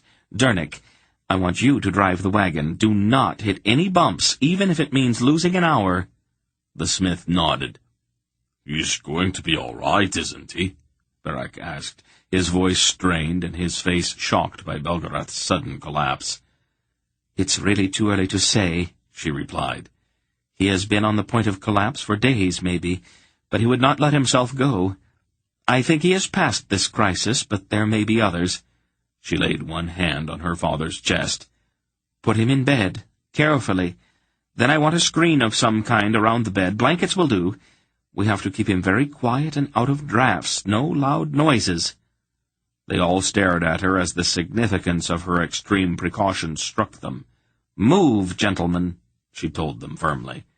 "His life may depend on certain speed." Chapter 6. The wagon seemed barely to crawl. The high, thin cloud had swept in again to hide the sun, and a kind of leaden chill descended on the featureless plain of southern Algaria. Garion rode inside the wagon, thick-headed and numb with exhaustion, watching with dreadful concern as Aunt Paul hovered over the unconscious Belgariad. Sleep was out of the question. Another crisis could arise at any time, and he had to be ready to leap to her aid, joining his will and the power of his amulet with hers. Errand, his small face grave, sat quietly in a chair at the far side of the wagon, his hands firmly clasped around the pouch Dernick had made for him. The sound of the orb still hung in Garion's ears, muted but continual. He had grown almost accustomed to the song in the weeks since they had left Rakthal, but at quiet moments, or when he was tired, it always seemed to return with a renewed strength. It was somehow a comforting sound. Aunt Paul leaned forward to touch Belgariad's chest. "What's wrong?" Garion asked in a sharp whisper. "Nothing's wrong, Garion," she replied calmly. "Please don't keep saying that every time I so much as move. If something is wrong, I will tell you. I'm just worried, that's all." She turned and gave him a steady look. "Why don't you take Errand and go up and ride on top of the wagon with Silk and Dernick?" "But what if you need me?" "I'll call you, dear." "I'd really rather stay, Aunt Paul." "I'd really rather you didn't. I'll call if I need you." "But now, Garion?" Garion knew better than to argue. He took Errand out the back door of the wagon and up the steps to the top. "How is he?" Silk asked. "How should I know? All I know is that she chased me out." Garion's reply was a bit surly. "That might be a good sign, you know." "Maybe." Garion looked around. Off to the west there was a range of low hills. Rearing above them stood a vast pile of rock. "The Algar stronghold," Dernick told Garion, pointing. "Are we that close?" "That's still a good day's ride." "How high is it?" 400 or 500 feet at least," Silk told him. "The Algars have been building at it for several thousand years. It gives them something to do after the calving season." Barak rode up. "How's Belgariad?" he asked as he approached. "I think he might be improving just a little," Garion answered. "I don't know for sure, though." "Well, that's something, anyway." The big man pointed toward a gully just ahead. "You had better go around that," he told Dernick. "King Cohag says that the ground gets a bit rough through there." Dernick nodded and changed the wagon's direction. Throughout the day, the stronghold of the Algars loomed higher and higher against the western horizon. It was a vast, towering fortress rearing out of the dun-colored hills. "A monument to an idea that got out of hand," Silk observed as he lounged idly atop the wagon. "I don't quite follow that," Dernick said. "Algars are nomads," the little man explained. "They live in wagons, like this one, and follow their herds. The stronghold gives Murgo raiders something to attack. That's its only real purpose. Very practical, really. It is much easier than looking for them all over these plains. The Murgos always come here, and it is a convenient place to wipe them out." "Don't the Murgos realize that?" Dernick looked a bit skeptical. Quite possibly. But they come here anyway, because they cannot resist the place. They simply cannot accept the fact that nobody really lives here." Silk grinned his ferret-like little grin. "You know how stubborn Murgos are. Anyway, over the years, the Algar clans have developed a sort of competition. Every year they try to outdo one another in hauling rock, and the stronghold keeps growing higher and higher." "Did Kal Torak really lay siege to it for 8 years?" Garion asked him. Silk nodded. "They say that his army was like a sea of Angarax dashing itself to pieces against the walls of the stronghold.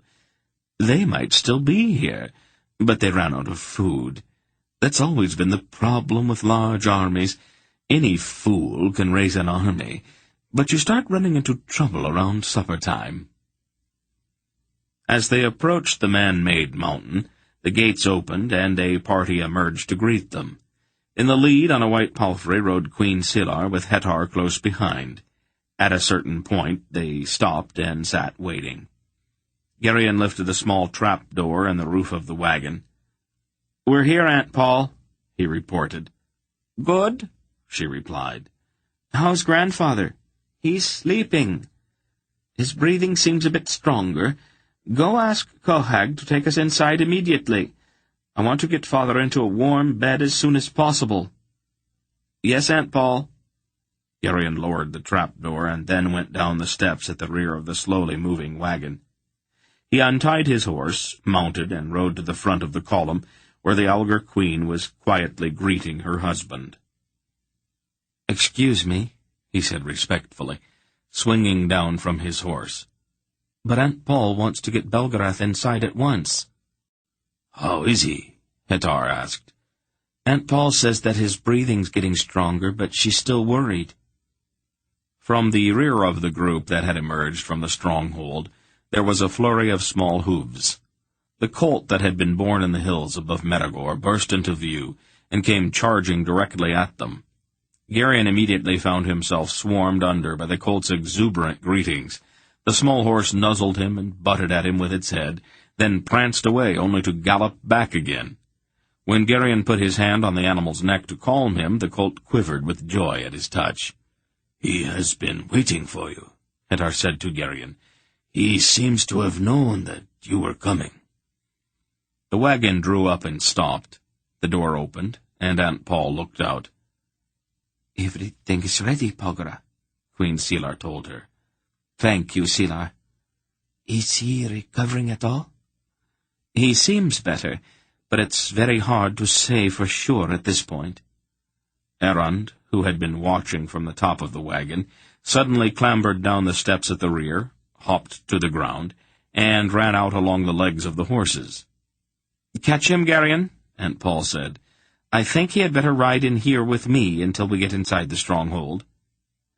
As Garion started after the little boy, the colt scampered away, and Errand, laughing with delight, ran after him. "Errand!" Garion called sharply. The colt, however, had turned in mid-gallop and suddenly bore down on the child, his hooves flailing wildly. Errand showed no signs of alarm, stood smiling, directly in its path. Startled, the little horse stiffened his legs and skidded to a stop. Errand laughed and held out his hand. The colt's eyes were wide as he sniffed curiously at the hand. And then the boy touched the small animal's face. Again, within the vaults of his mind, Garion seemed to hear that strange bell-like note, and the dry voice murmured, "Done," with a peculiar sort of satisfaction. "What's that supposed to mean?" Garion asked silently. But there was no answer. He shrugged and picked Errand up to avoid any chance collision between horse and child. The colt stood staring at the two of them, its eyes wide as if in amazement. When Garion turned to carry Errand back to the wagon, it trotted alongside, sniffing and even nuzzling at the child. Garion wordlessly handed Errand up to Aunt Paul and looked her full in the face. She said nothing as she took the child, but her expression told him plainly that something very important had just happened. As he turned to remount his horse, he felt that someone was watching him, and he turned quickly toward the group of riders that had accompanied Queen Sila from the stronghold. Just behind the queen was a tall girl mounted on a roan horse. She had long, dark brown hair, and the eyes she had fixed on Garion were gray, calm, and very serious. Her horse pranced nervously, and she calmed him with a quiet word and a gentle touch. Then she turned to gaze openly at Garion again. He had the peculiar feeling that he ought to know her. The wagon creaked as Dernick shook the reins to start the team, and they all followed King Cohag and Queen Silar through a narrow gate into the stronghold. Garion saw immediately that there were no buildings inside the towering fortress. Instead, there was a maze of stone walls, perhaps 20 feet high, twisting this way and that without any apparent plan. "But where is thy city, your majesty?" Mandaralan asked in perplexity. "Inside the walls themselves," King Cohag replied. "They are thick enough and high enough to give us all of the room we could possibly need." "But what purpose has all of this, then?" "It is just a trap," the king shrugged. "We permit attackers to break through the gates, and then we deal with them in here. We want to go this way." He led them along a narrow alleyway. They dismounted in a courtyard beside the vast wall. Barak and Hetar unhooked the latches and swung the side of the wagon down. Barak tugged thoughtfully at his beard as he looked at the sleeping Belgarath. "It would probably disturb him less if we just took him inside, bed and all." "Right," Hetar agreed, and the two of them climbed up into the wagon to lift out the sorcerer's bed. "Just don't bounce him around," Polgara cautioned, "and do not drop him." "We've got him, Polgara," Barak assured her. "I know you might not believe it, but we're almost as concerned about him as you are." With the two big men carrying the bed, they passed through an arched doorway into a wide torch-lighted corridor, and up a flight of stairs, then along another hallway to another flight. "Is it much farther?" Barak asked. Sweat was running down his face into his beard now. "This bed is not getting any lighter, you know." "Just up here," the Algar Queen told him. "I hope he appreciates all of this when he wakes up," Barak grumbled. The room to which they carried Belgarath was large and airy. A glowing brazier stood in each corner, and a broad window overlooked the maze inside the walls of the stronghold. A canopied bed stood against one wall, and a large wooden tub against the other. "This will be just fine," Polgara said approvingly. "Thank you, Silar." "We love him too, Polgara," Queen Silar replied quietly. Polgara drew the drapes, darkening the room. Then she turned back the covers, and Belgarath was transferred to the canopied bed so smoothly that he did not even stir. "He looks a little better," Silk said. "He needs sleep, rest, and quiet, more than anything right now," Polgara told him, her eyes intent on the old man's sleeping face. "We will leave you with him, Polgara," Queen Silar said. She turned to the rest of them. "Why don't we all go down to the main hall? Supper is nearly ready." But in the meantime I'll have some ale brought in." Barak's eyes brightened noticeably, and he started toward the door. "Barak," Belgariad called to him, "aren't you and Hatar forgetting something?" She looked pointedly at the bed they had used for a stretcher. Barak sighed. He and Hatar picked up the bed again. "I'll send some supper for you, Belgariad," the queen said. "Thank you, Selah." Aunt Paul turned to Geryon then, her eyes grave. "Stay for a few moments, dear," she asked, and he remained as the others all quietly left. "Close the door, Geryon," she said, pulling a chair up beside the sleeping old man's bed. He shut the door and crossed the room back to her. "Is he really getting better, Aunt Paul?" She nodded. "I think we are past the immediate danger. He seems stronger physically, but it's not his physical body that I am worried about. It's his mind. That's why I wanted to talk to you alone."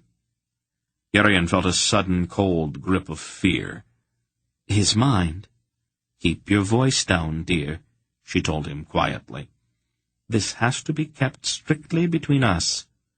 Her eyes were still on Belgariad's face. "An episode like this can have very serious effects, and there is no way to know how he will be when he recovers. He could be very seriously weakened." "Weakened? How?"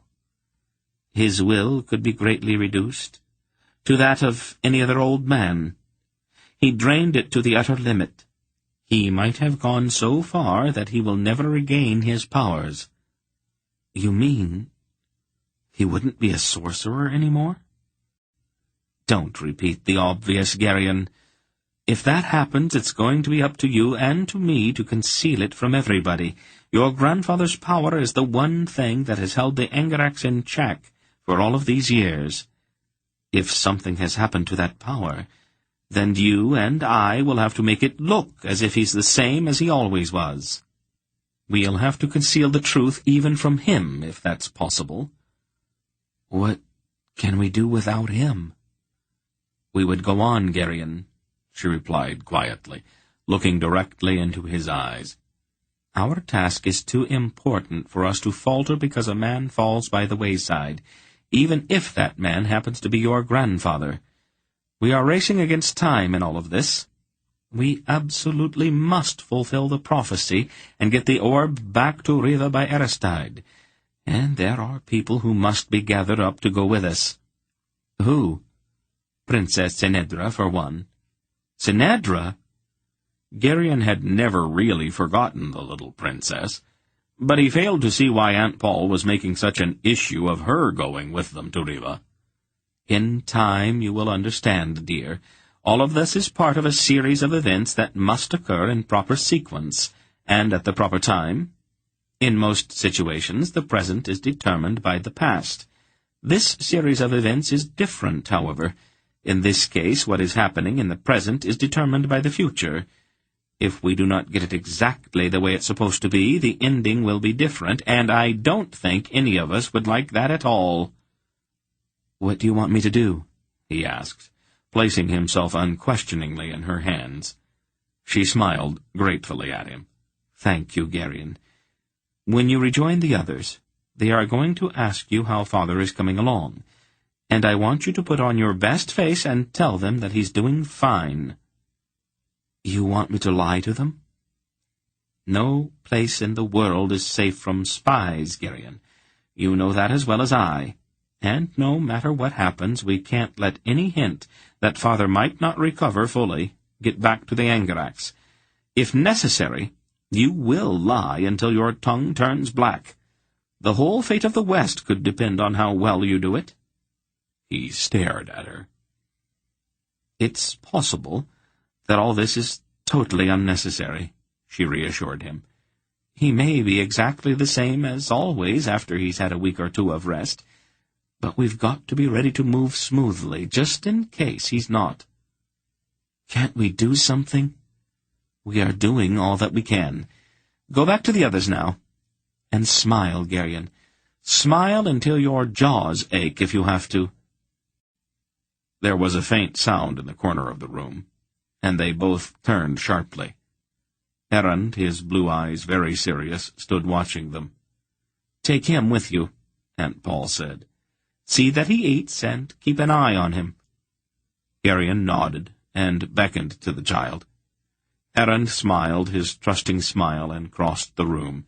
He reached out and patted the unconscious Belgarath's hand, then turned to follow Garion from the room.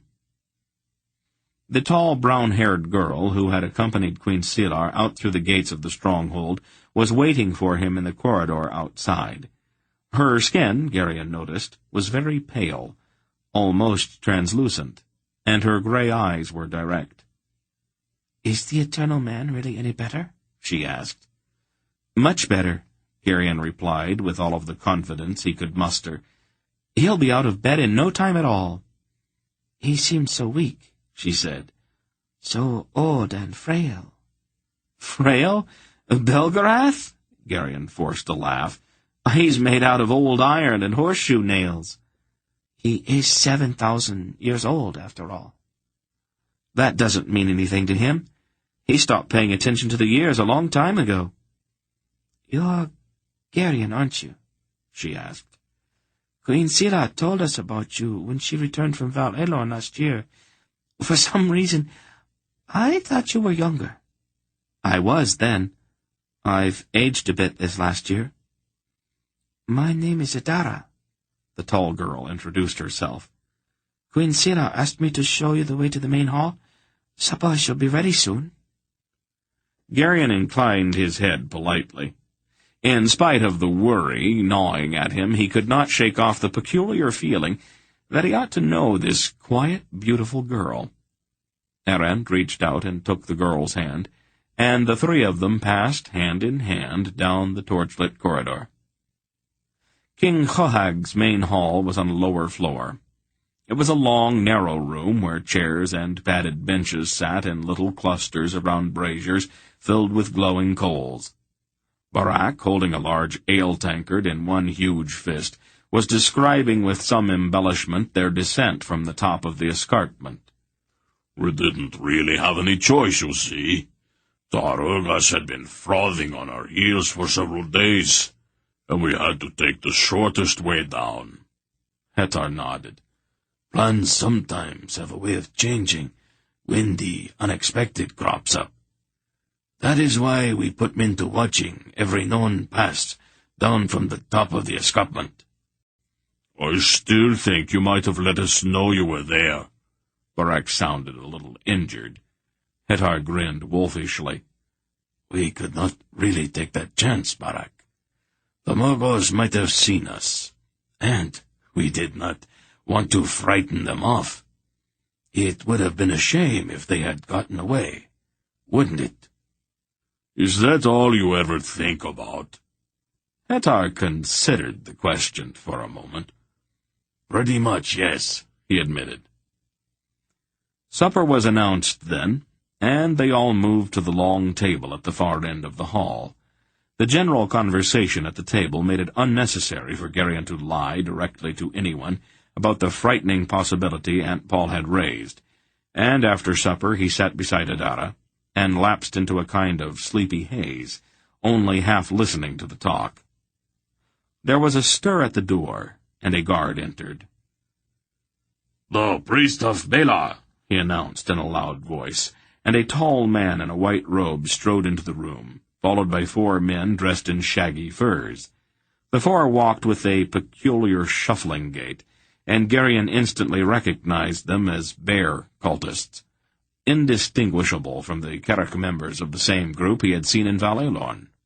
"Your Majesty," the man in the white robe boomed. "Hail Chohag," the cultists intoned in unison, "chief of the clan chiefs of the Algars, and guardian of the southern reaches of Eloria." King Chohag inclined his head briefly. "What is it, Elvar?" he asked the priest. "I have come to congratulate your Majesty upon the occasion of your great victory over the forces of the Dark God," the priest replied. "You are most kind, Elvar," Chohag answered politely. Moreover, Alvar continued, it has come to my attention that a holy object has come into the stronghold of the Algars. I presume that your majesty will wish to place it in the hands of the priesthood for safekeeping. Garion, alarmed at the priest's suggestion, half rose from his seat, but stopped, not knowing how to voice his objection. Errand, however, with a confident smile, was already walking toward Elvar. The knots Dernek had so carefully tied were undone, and the child took the orb out of the pouch at his waist and offered it to the startled priest. "Errand?" he said. Alvar's eyes bulged, and he recoiled from the orb, lifting his hands above his head to avoid touching it. "Go ahead, Elvar," Bolgara's voice came mockingly from the doorway. "Let him who is without ill intent in the silence of his soul stretch forth his hand and take the orb." Lady Belgariad, the priest stammered, we thought, that is, He seems to have some reservations, Silk suggested dryly. Perhaps he has some lingering and deep-seated doubts about his own purity. That's a serious failing in a priest, I'd say. Elvar looked at the little man helplessly, his hands still held aloft. "You should never ask for something you are not prepared to accept, Elvar," Polgara suggested. Lady Belgariad, we thought that you'd be so busy caring for your father that—" Elvar blurted, then faltered. "That you could take possession of the orb before I knew about it? Think again, Elvar. I won't allow the orb to fall into the hands of the bear cult." She smiled rather sweetly at him then. "Unless you happen to be the one destined to wield it, of course. My father and I would both be overjoyed to hand the burden over to someone else. Why don't we find out? All you have to do is reach out your hand and take the orb." Alvar's face blanched, and he backed away from Errand fearfully. "I believe that will be all, Elvar," King Kohag said firmly. The priest looked about helplessly, then turned and quickly left the hall with his cultists close behind him. "Make him put it away, Dernek," Bolgara told the smith, "and see if you can do something about those knots." "I could seal him up with lead," Dernek mused. "Maybe that would keep him from getting it open." "It might be worth a try." Then she looked around. "I thought you might all like to know that my father is awake. The old fool appears to be stronger than we thought." Garion, immediately alert, looked at her sharply, trying to detect some hint that she might not be telling them everything, but her calm face was totally unreadable. Barak, laughing loudly with relief, slapped Hetar on the back. "I told you that he would be all right," he exclaimed delightedly. The others in the room were already crowding around Polgara, asking for details. "He is awake," she told them. "That's about all I can say at the moment, except that he's his usual charming self. He's already complaining about lumps in the bed and demanding strong ale." "I will send some at once," Queen Silar said. "No, Silar," Polgara replied firmly. "He gets broth, not ale." "He won't like that much," Silk suggested. "Isn't that a shame?" she smiled. She half-turned, as if about to go back to the sick-room, then stopped and looked rather quizzically at Garion, who sat, relieved but still apprehensive, about Belgarath's true condition beside Adara. "I see that you have met your cousin," she observed. "Who?" "Don't sit there with your mouth open, Garion," she advised him. "It makes you look like an idiot. Adara's the youngest daughter of your mother's sister. Haven't I ever told you about her?" It all came crashing in on him. "And Paul," he protested, "how could you forget something that important?" But Adara, obviously as startled by the announcement as he had been, gave a low cry, put her arms about his neck, and kissed him warmly. "Dear cousin," she exclaimed. Garion flushed, then went pale, then flushed again. He stared first at Aunt Paul, then at his cousin, unable to speak or even to think coherently. Chapter 7. In the days that followed, while the others rested and Aunt Paul nursed Belgariad back to health, Garion and his cousin spent every waking moment together. From the time he had been a very small child, he had believed that Aunt Paul was his only family. Later, he had discovered that Mr. Wolf, Belgariad, was also a relative, though infinitely far removed. But Adara was different. She was nearly his own age, for one thing, and she seemed immediately to fill that void that had always been there. She became at once all of those sisters and cousins and younger aunts that others seemed to have, but that he did not. She showed him the Algar stronghold from top to bottom. As they wandered together down long, empty corridors, they frequently held each other's hands. Most of the time, however, they talked. They sat together in out-of-the-way places with their heads close together, talking, laughing, exchanging confidences, and opening their hearts to each other. Garion discovered a hunger for talk in himself that he had not suspected. The circumstances of the past year had made him reticent, and now all that flood of words broke loose. Because he loved his tall, beautiful cousin, he told her things he would not have told to any other living soul. Adara responded to his affection with a love of her own that seemed as deep, and she listened to his outpourings with an attention that made him reveal himself even more. "Can you really do that?" she asked, when, one bright winter afternoon, they sat together in an embrasure high up in the fortress wall, with a window behind them overlooking the vast sea of winter-brown grass stretching to the horizon. "Are you really a sorcerer?" "I'm afraid so." "Afraid?" "Well, there are some pretty awful things involved in it, Adara.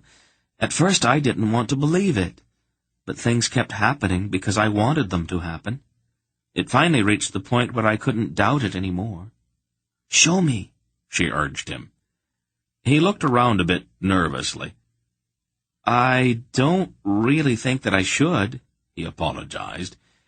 "It makes a certain kind of noise, you see, and Aunt Paul can hear it. For some reason, I don't think she'd approve if I just did it to show off." "You're not afraid of her, are you?" "Well, it's not exactly that. I just don't want her to be disappointed in me." He considered that. "Let me see if I can explain.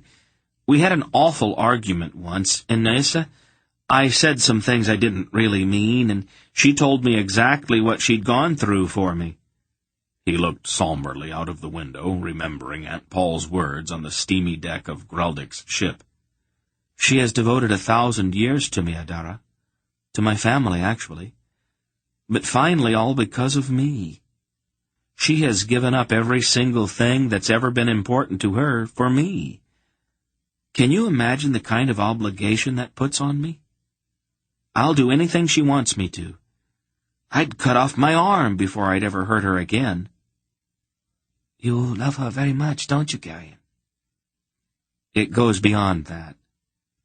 I don't think there's even been a word invented yet to describe what exists between us."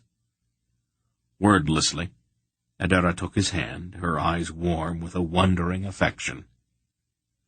Later that afternoon, Garion went alone to the room where Aunt Paul was caring for her recalcitrant patient.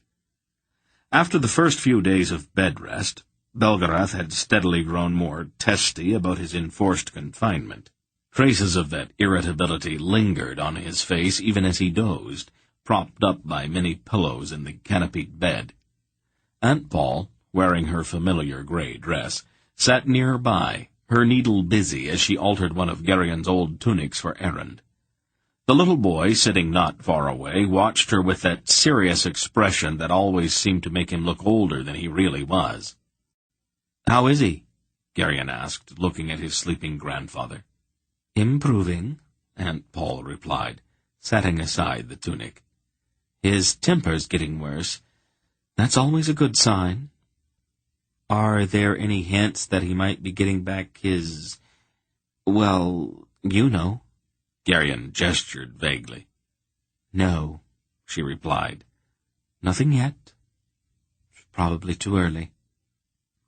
Will you two stop that whispering? Belgariad demanded without opening his eyes. How can I possibly sleep with all of that going on? You were the one who said he didn't want to sleep, Belgariad reminded him. That was before, he snapped back, his eyes popping open. He looked at Garion. Where have you been? Garion has been getting acquainted with his cousin Adara, Aunt Paul explained. He could stop by to visit me once in a while, the old man complained. There is not much entertainment in listening to you snore, Father. I do not snore, Belgariad. Whatever you say, Father, she agreed placidly. Don't patronize me, Paul. Oh, of course not, Father. Now, how would you like a nice hot cup of broth? I would not like a nice hot cup of broth. I want meat, rare, red meat, and a cup of strong ale. But you won't get meat and ale, Father. You will get what I decide to give you, and right now it's broth and milk. Milk?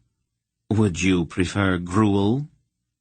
The old man glared indignantly at her, and Garion quietly left the room.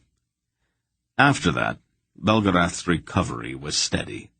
A few days later he was out of bed, though Polgara raised some apparently strenuous objections. Garion knew them both well enough to see directly to the core of his aunt's behavior. Prolonged bed rest had never been her favorite form of therapy. She had always wanted her patients ambulatory as soon as possible. By seeming to want to coddle her irascible father, she had quite literally forced him out of bed. Even beyond that, the precisely calibrated restrictions she imposed on his movements were deliberately designed to anger him, to goad his mind to activity. Never anything more than he could handle at any given time, but always just enough to force his mental recovery to keep pace with his physical recuperation. Her careful manipulation of the old man's convalescence stepped beyond the mere practice of medicine into the realm of art. When Belgariad first appeared in King Cohag's hall, he looked shockingly weak. He seemed actually to totter as he leaned heavily on Aunt Paul's arm. But a bit later, when the conversation began to interest him, there were hints that this apparent fragility was not wholly genuine. The old man was not above a bit of self-dramatization once in a while, and he soon demonstrated that no matter how skillfully Aunt Paul played, he could play too. It was marvelous to watch the two of them subtly maneuvering around each other in their elaborate little game. The final question, however, still remained unanswered. Belgariad's physical and mental recovery now seemed certain, but his ability to bring his will to bear had not yet been tested. That test, Garion knew, would have to wait. Quite early one morning, perhaps a week after they had arrived at the stronghold, Adara tapped at the door of Garion's room. Even as he came awake, he knew it was she. "Yes?" he said through the door, quickly pulling on his shirt and hose. "Would you like to ride today, Garion?" she asked. "The sun's out, and it's a little warmer." "Of course," he agreed immediately, setting to pull on the Algar boots Hetar had given to him. "Let me get dressed. I'll be just a minute." "There's no great hurry," she told him. "I'll have a horse saddled for you and get some food from the kitchen. You should probably tell Lady Polgara where you're going, though. I'll meet you in the west stables." "I won't be long," he promised. Aunt Paul was seated in the great hall with Belgariad and King Cohag, while Queen Silar sat nearby, her fingers flickering through warp and woof on a large loom upon which she was weaving. The click of the shuttle was a peculiarly drowsy sort of sound. "Travel's going to be difficult in midwinter," King Cohag was saying. "It will be savage in the mountains of Urgo." I think there's a way we can avoid all of that, Belgarath replied lazily. He was lounging deeply in a large chair. We will go back to Prologue the way we came. But I need to talk to Relg. Do you suppose you could send for him? Quahog nodded and gestured to a serving man. He spoke briefly to him as Belgarath negligently hung one leg over the arm of his chair and settled in even deeper. The old man was wearing a soft gray woolen tunic. Although it was early, he held a tankard of ale. "Don't you think you are overdoing that a bit?" Aunt Paul asked him, looking pointedly at the tankard. I have to regain my strength, Paul, he explained innocently. And strong ale restores the blood. You seem to forget that I am still practically an invalid. I wonder how much of your invalidism is coming out of Quahog's ale barrel. You looked terrible when you came down this morning. Oh, but I'm feeling much better now, though, he smiled, taking another drink. Oh, yes, I'm sure you are. Yes, Garion? Adara wants me to go riding with her, Garion said. That is, she thought I should tell you where I was going? Queen Selar smiled gently at him. You've stolen away my favorite lady-in-waiting, Garion, she told him. I'm sorry, Garion quickly replied. If you need her, we won't go. I was only teasing you, the Queen laughed. Go ahead, enjoy your ride. Relg came into the hall just then, and not far behind him, Taiba. The Marag woman, once she had bathed and had been given decent clothes to wear, had surprised them all. She was no longer the hopeless, dirty slave woman they had found in the caves beneath Rachthal. Her figure was full, and her skin very pale. She moved with a kind of unconscious grace, and King Quahog's clansmen looked after her as she passed, their lips pursed speculatively. She seemed to know she was being watched, and, far from being offended by the fact, it seemed rather to please her and to increase her self-confidence. Her violet eyes glowed, and she smiled often now. She was, however, never very far from Relg. At first, Garion had believed that she was deliberately placing herself where the Ulgo would have to look at her out of a perverse enjoyment of the discomfort it caused him. But now he was not so sure. She no longer even seemed to think about it, but followed Relg wherever he went, seldom speaking, but always there. You sent for me, Belgarath? Relg asked. Some of the harshness had gone out of his voice, but his eyes still looked peculiarly haunted. Ah, Relg, Belgarath said expansively. There's a good fellow. Come, sit down. Take a cup of ale. Water, thank you, Relg replied firmly. As you wish, Belgarath shrugged. I was wondering, do you by any chance know a route through the caves of Ulgo that reaches from Prologue to the southern edge of the land of the Sindars? That's a very long way, Relg told him. Not nearly as long as it would be if we rode over the mountains, Belgarath pointed out. There is no snow in the caves, no monsters. Is there such a way? There is, Relg admitted. And would you be willing to guide us? The old man pressed. If I must, Relg agreed with some reluctance. I think you must, Relg, Belgarath told him. Relg sighed. I'd hoped that I could return home now that the journey's almost over, he said regretfully. Belgarath laughed. Actually, our journey's only just started, Relg. We have a long way yet to go. Taiba smiled a slow, pleased little smile at that. Garion felt a small hand slip into his, and he smiled down at Errand, who had just come into the hall. "Is it all right, Aunt Paul?" he asked. "If I go riding, I mean." "Of course, dear. Just be careful. Do not try to show off for Adara. I don't want you falling off a horse and breaking anything." Errand let go of Garion's hand and walked over to where Relg stood. The knots on the pouch that Dernick had so carefully sealed with lead were undone again, and the little boy took the orb out and offered it to Relg. "Errand?" he said. "Why don't you take it, Relg?" Taiba asked the startled man. "No one in the world questions your purity." Relg stepped back and shook his head. "The orb is the holy object of another religion," he declared. "It is from Aldur, not Ul, so it would not be proper for me to touch it." Taiba smiled knowingly, her violet eyes intent on the zealot's face. "Errand?" Aunt Paul said. "Come here."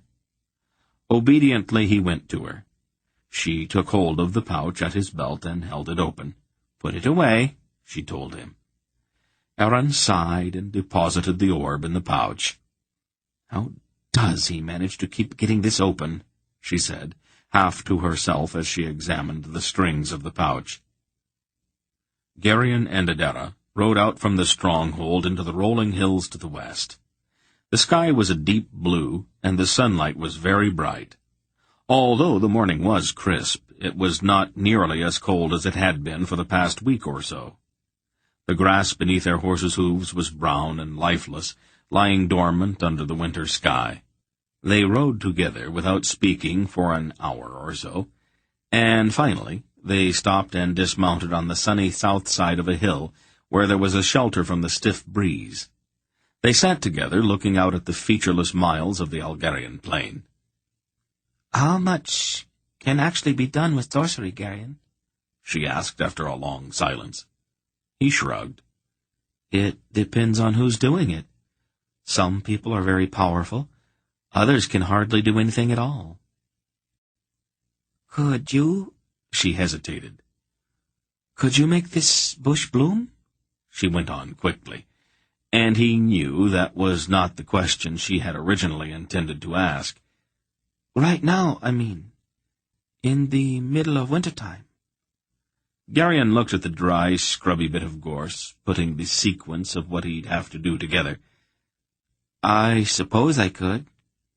But if I did that in the wrong season, the bush wouldn't have any defense against the cold. It would die."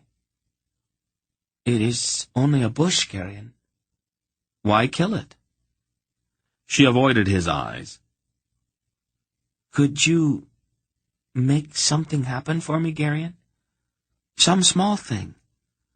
I need something to believe in, very much so right now." "I could try, I guess." He did not understand her suddenly somber mood. "How about something like this?" He picked up a twig and turned it over in his hands, looking carefully at it. Then he wrapped several strands of dry grass around it and studied it again, until he had what he wanted to do firmly in his mind. When he released his will on it, he did not do it all at once, so the change was gradual. Adara's eyes widened as the sorry-looking clump of twig and dry grass was transmuted before her. It really wasn't much of a flower. It was a kind of pale lavender color, and it was distinctly lopsided. It was quite small, and its petals were not very firmly attached. Its fragrance, however, was sweet, with all of the promise of summer. Garion felt very strange as he wordlessly handed the flower to his cousin. The sound of it had not been that rushing noise he had always associated with sorcery, but rather was very much like the bell tone he had heard in the glowing cave when he had given life to the colt. And when he had begun to focus his will, he had not drawn anything from his surroundings. It had all come from within him, and there had been a deep and peculiar joy in it. "It's lovely," Adara said, holding the little flower gently in her cupped hands and inhaling its fragrance. Her dark hair fell across her cheek, hiding her face from him. Then she lifted her chin, and Garion saw that her eyes were filled with tears. "It seems to help," she said. "For a little while, anyway." "What's wrong, Adara?" She did not answer, but looked out across the dun-brown plain. "Who is Senedra?" she asked suddenly. "I have heard the others mention her." Tsenedra? She's an imperial princess, the daughter of Ran Barun of Tolnedra. What is she like? Very small. She's part dryad. She has red hair and green eyes and a bad temper. She's a spoiled little brat. She doesn't like me very much. But you could change that, couldn't you? Adara laughed suddenly and wiped at the tears. I'm not sure I follow you. All you'd have to do is... She made a vague kind of gesture. Oh, he caught her meaning. No, we can't do very much with other people's thoughts and feelings. What I mean is, well, there's nothing to get hold of. I wouldn't even know where to start. Adara looked at him for a moment, then she buried her face in her hands and began to cry. What's the matter? He asked, alarmed. Nothing, she said. It's not important. It is important. Why are you crying? I'd hoped. When I first heard that you were a sorcerer, and then when you made this flower, I thought you could do anything. I thought that maybe you might be able to do something for me. Well, I'd do anything you ask, Adara. You know that. But you can't, Garion. You just said so yourself. What was it that you wanted me to do? I thought that perhaps you might be able to make somebody fall in love with me. Isn't that a foolish idea? Who? She looked at him with a quiet dignity, her eyes still full of tears. It doesn't really matter, does it? You can't do anything about it, and neither can I. It was just a foolish notion. I know better now. Why don't we just forget that I ever said anything about it? She rose to her feet. Let's go back now. It's not nearly as nice a day as I thought, and I am starting to get cold. They remounted and rode in silence back toward the looming walls of the stronghold. They did not speak any more. Adara did not wish to talk, and Garion did not know what to say. Behind them, forgotten, lay the flower that he had created. Protected by the slope and faintly warmed by the winter sun, the flower that had never existed before swelled with silent vegetative ecstasy and bore its fruit. A tiny seed pod at its heart opened, scattering infinitesimal seeds that sifted down to the frozen earth through the stalks of winter grass, and there they lay, awaiting spring. Chapter 8. The Ulgo girls had pale skin, white blonde hair, and huge dark eyes. Princess Tsenedra sat in the midst of them like a single red rose in a garden of lilies. They watched her every move with a sort of gentle astonishment, as if overwhelmed by this vibrant little stranger who had quite suddenly become the center of their lives. It was not merely her coloring, though, that was astonishing enough. Ulgos by nature were a serious, reserved people, seldom given to laughter or outward displays of emotion. Tsenedra, however, lived as always on the extreme outside of her skin. They watched, enthralled, the flicker and play of mood and emotion across her exquisite little face. They blushed and giggled nervously at her outrageous and often wicked little jokes. She drew them into confidences, and each of the dozen or so who had become her constant companions had at one time or another opened her heart to the little princess. There were bad days, of course. Days when Tsenedra was out of sorts, impatient, willful, and when she drove the gentle-eyed Ulgo girls from her with a savage vituperation, sending them fleeing in tears from her unexplained tantrums. Later, though, they all resolved, after such stormy outbursts, never to go near her again. Then they would hesitantly return to find her smiling and laughing, as if nothing at all had happened.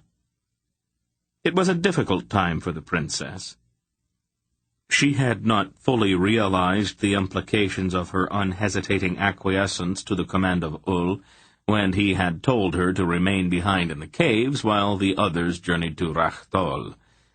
For her entire life, Tinedra had been at the center of events. But here she was, shunted into the background, forced to endure the tedious passage of hours spent doing nothing but waiting.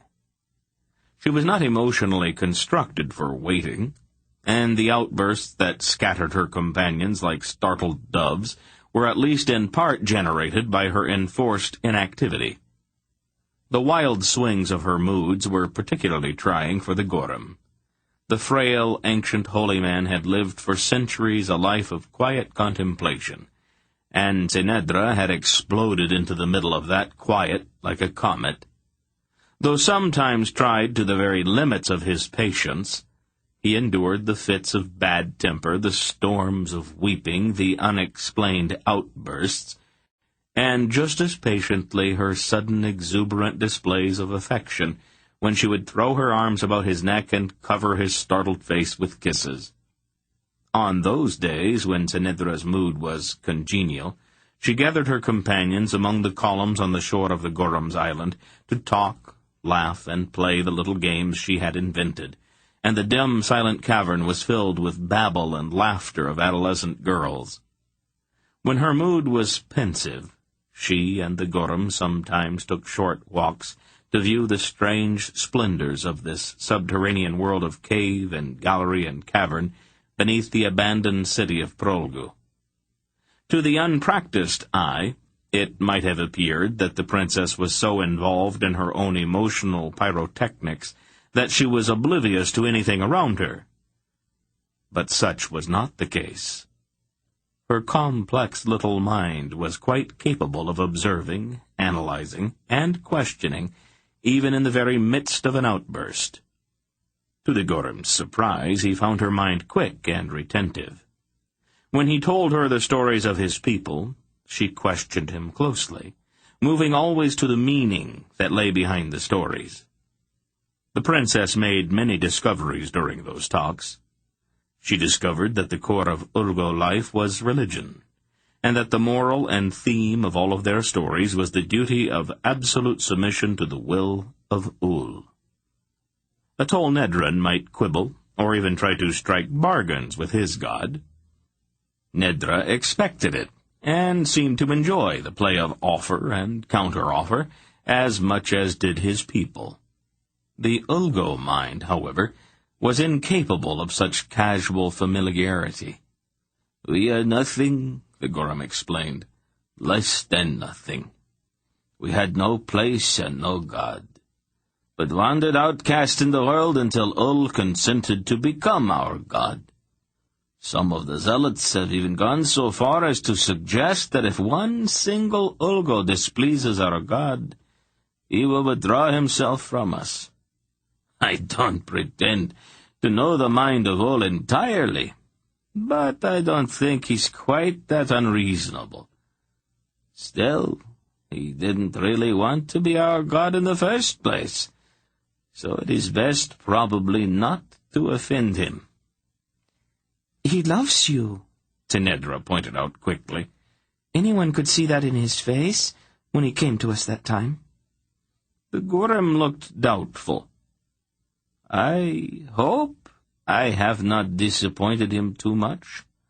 "But don't be silly," the princess said airily. "Of course he loves you. Everyone in the whole world loves you." Impulsively, as if to prove her point, she kissed his pale cheek fondly. The Gorum smiled at her. "Dear child," he observed, "your own heart is so open that you automatically assume that everyone loves those whom you love. It is not always that way, I'm afraid. There are a good number of people in our caves who are not all that fond of me." "Nonsense," she said. "Just because you argue with someone does not mean that you do not love him. I love my father very much, but we fight all the time. We enjoy fighting with each other." Tinedra knew that she was safe using such terms as silly and nonsense with the Gorham. She had by now so utterly charmed him that she was quite sure she could get away with almost anything. Although it might have been difficult to persuade anyone around her that such was the case, there had been a few distinct but subtle changes in Tenedra's behavior. Impulsive though she might seem to these serious, reserved people, she now gave at least a moment's thought, however brief, before acting or speaking. She had on occasion embarrassed herself here in the caves, and embarrassment was the one thing Tenedra absolutely could not bear. Gradually, imperceptibly, she learned the value of marginal self-control, and sometimes she almost appeared ladylike. She had also had time to consider the problem of Geryon. His absence during the long weeks had been particularly, inexplicably painful for her. It was as if she had misplaced something very valuable, and its loss left an aching kind of vacancy. Her emotions had always been such a jumble that she had never fully come to grips with them. Usually they changed so rapidly that she never had time to examine one before another took its place. This yearning sense of something missing, however, had persisted for so long that she finally had to face it. It could not be love. That was impossible. Love for a peasant scullion, no matter how nice he was quite out of the question. She was, after all, an imperial princess, and her duty was clear. If there had been even the faintest suspicion in her mind that her feelings had moved beyond casual friendship, she would have had an absolute obligation to break off any further contact. Tenedra did not want to send Geryon away, and never see him again. The very thought of doing so made her lip tremble. So, quite obviously, what she felt was not, in fact, could not, be love. She felt much better once she had worked that out. The possibility had been worrying her. But now that logic had proved beyond all doubt that she was safe, she was able to relax. It was a great comfort to have logic on her side. That left only the waiting, the seemingly endless, unendurable waiting for her friends. Where were they? When were they coming back? What were they doing out there that could take so long? The longer she waited, the more frequently her newfound self-control deserted her, and her pale-skinned companions learned to watch apprehensively for those minute danger signs that announced imminent eruption. Then, finally, the Gorham told her that word had reached him that her friends were returning, and the little princess went absolutely wild with anticipation. Her preparations were lengthy and elaborate. She would greet them properly, of course. No little girl enthusiasm this time. Instead, she would be demure, reserved, imperial, and altogether grown up. Naturally, she would have to look the part. She fretted for hours before selecting the perfect gown, a floor-length Ulgo dress of glistening white. Ulgo gowns, however, were perhaps a trifle too modest for Tenedra's taste. While she wished to appear reserved, she did not want to be that reserved. Thoughtfully, she removed the sleeves from the gown and made a few modifications to the neckline. Some elaborate cross-tying at bodice and waist with a slender gold sash accentuated things a bit. Critically, she examined the results of her efforts and found them to her liking. Then there was the problem of her hair. The loose, tumbled style she had always worn would never do. It needed to be up, piled in a soft mass of curls atop her head, and then cascading elegantly down over one shoulder to add that splash of color across the pristine whiteness of her bodice that would set things off just right. She worked on it until her arms ached from being raised over her head for so long.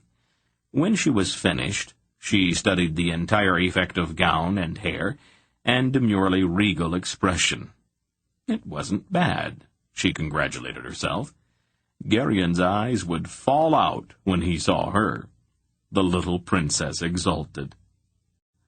When the day finally arrived, Tinedra, who had scarcely slept, sat nervously with the Gorum in his now familiar study. He was reading from a long scroll, rolling the top with one hand, while he unrolled the bottom with another. As he read, the princess fidgeted, nibbling absently on a lock. "You seem restless today, child," he observed. "It's just that I have not seen them, for so long," she explained quickly. "Are you sure I look all right?" She had only asked the question 6 or 8 times that morning already. "You're lovely, child," he assured her once again. She beamed at him. A serving man came into the Gorum's study. "Your guests have arrived, Holy One," he said with a respectful bow.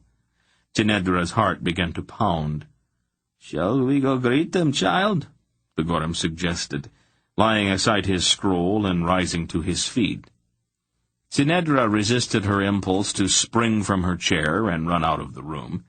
With an iron grip she controlled herself. Instead, she walked at the Gorum's side, silently repeating to herself, "Dignity, reserve, imperially demure."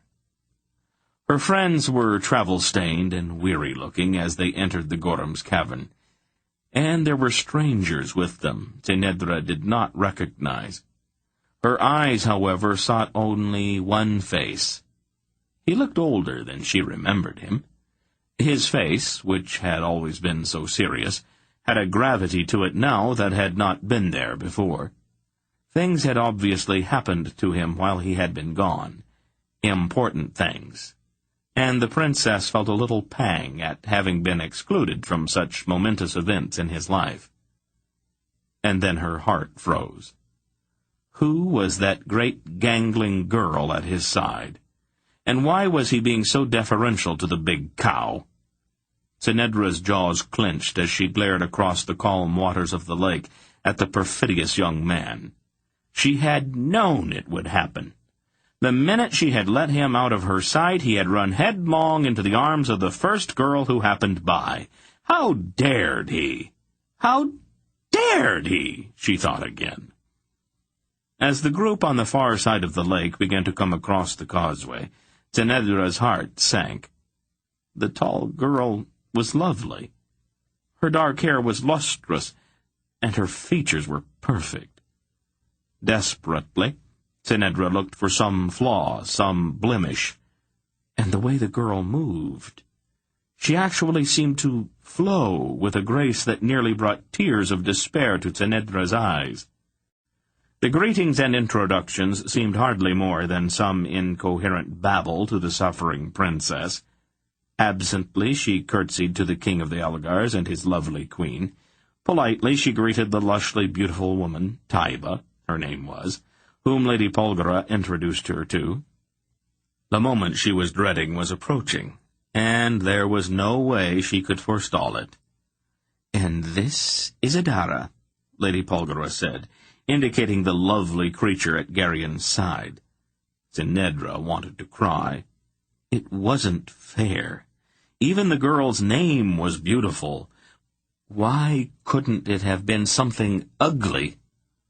"Adara," Lady Polgara continued, her eyes intently on Tinedra's face, "this is Her Imperial Highness, the Princess Tinedra." Adara curtsied with a grace that was like a knife in Tinedra's heart. "I have so wanted to meet your Highness," the tall girl said, her voice vibrant and musical. "Charmed, I am sure," Tinedra replied with a lofty superiority. Though every nerve within her screamed with the need to lash out at this detested rival, she held herself rigid and silent. Any outburst, even the faintest trace of dismay showing in her expression or her voice, would make this Adara's victory complete. Tinedra was too much a princess, too much a woman, to permit that ultimate defeat. Though her pain was as real as if she were in the hands of a torturer, she stood erect, enclosed in all of the imperial majesty she could muster. Silently, she began to repeat all of her titles over and over to herself, steeling herself with them, reminding herself grimly just who she was. An imperial princess did not cry. The daughter of Ranbarun did not snivel. The flower of Tolnedra would never grieve because some clumsy scullery boy had chosen to love someone else. "Forgive me, Lady Polgara," she said, pressing a trembling hand to her forehead. "But I suddenly seem to have the most dreadful headache. Would you excuse me, please?" Without waiting for an answer, she turned to walk slowly toward the Gorim's house. She paused only once, just as she passed Geryon. "I hope that you will be very happy," she lied to him. He looked baffled. It had gone too far. It had been absolutely necessary to conceal her emotions from Adara, but this was Geryon, and she had to let him know exactly how she felt. "I despise you, Geryon," she whispered at him with a terrible intensity. "And I don't ever want to lay eyes on you again." He blinked. "I don't think you can even begin to imagine how much I loathe the very sight of you," she added. And with that she continued on into the Gorim's house, her back straight and her head unbowed. Once she was inside, she fled to her room, threw herself on the bed, and wept in broken-hearted anguish. She heard a light step near the doorway, and then the Lady Polgara was there. "All right, Tsenedra. What is this all about?" She sat down on the edge of the bed and put one hand on the shoulder of the sobbing little princess. "Oh, Lady Polgara," Tsenedra wailed, suddenly throwing herself into Polgara's arms. I have lost him. He's in love with her." "And who is that, dear?" Polgara asked her calmly. "Geryon. He's in love with that Adara, and he doesn't even know that I'm alive anymore." "Oh, you silly little goose," Polgara chided her gently. "Well, he does love her, doesn't he?" Tsenedra demanded. "Of course he does, dear." "I knew it," Tsenedra wailed, collapsing into a fresh storm of weeping. "It's only natural for him to love her," Polgara continued. "She is his cousin, after all." "His cousin?" Tsenedra's tear-streaked face came up suddenly. "The daughter of his mother's sister," Polgara explained. "You did know that Geryon's mother was an Algar, didn't you?" Tsenedra shook her head mutely. "Is that what all of this is about?" Tsenedra nodded. Her weeping had suddenly stopped. Lady Polgara took a handkerchief from her sleeve and offered it to the tiny girl. "Blow your nose, dear," she instructed. "Don't sniff like that. It's very unbecoming." Tsenedra blew her nose. "And so you have finally admitted it to yourself," Polgara observed. "I was wondering how long it was going to take you." "Admitted what?"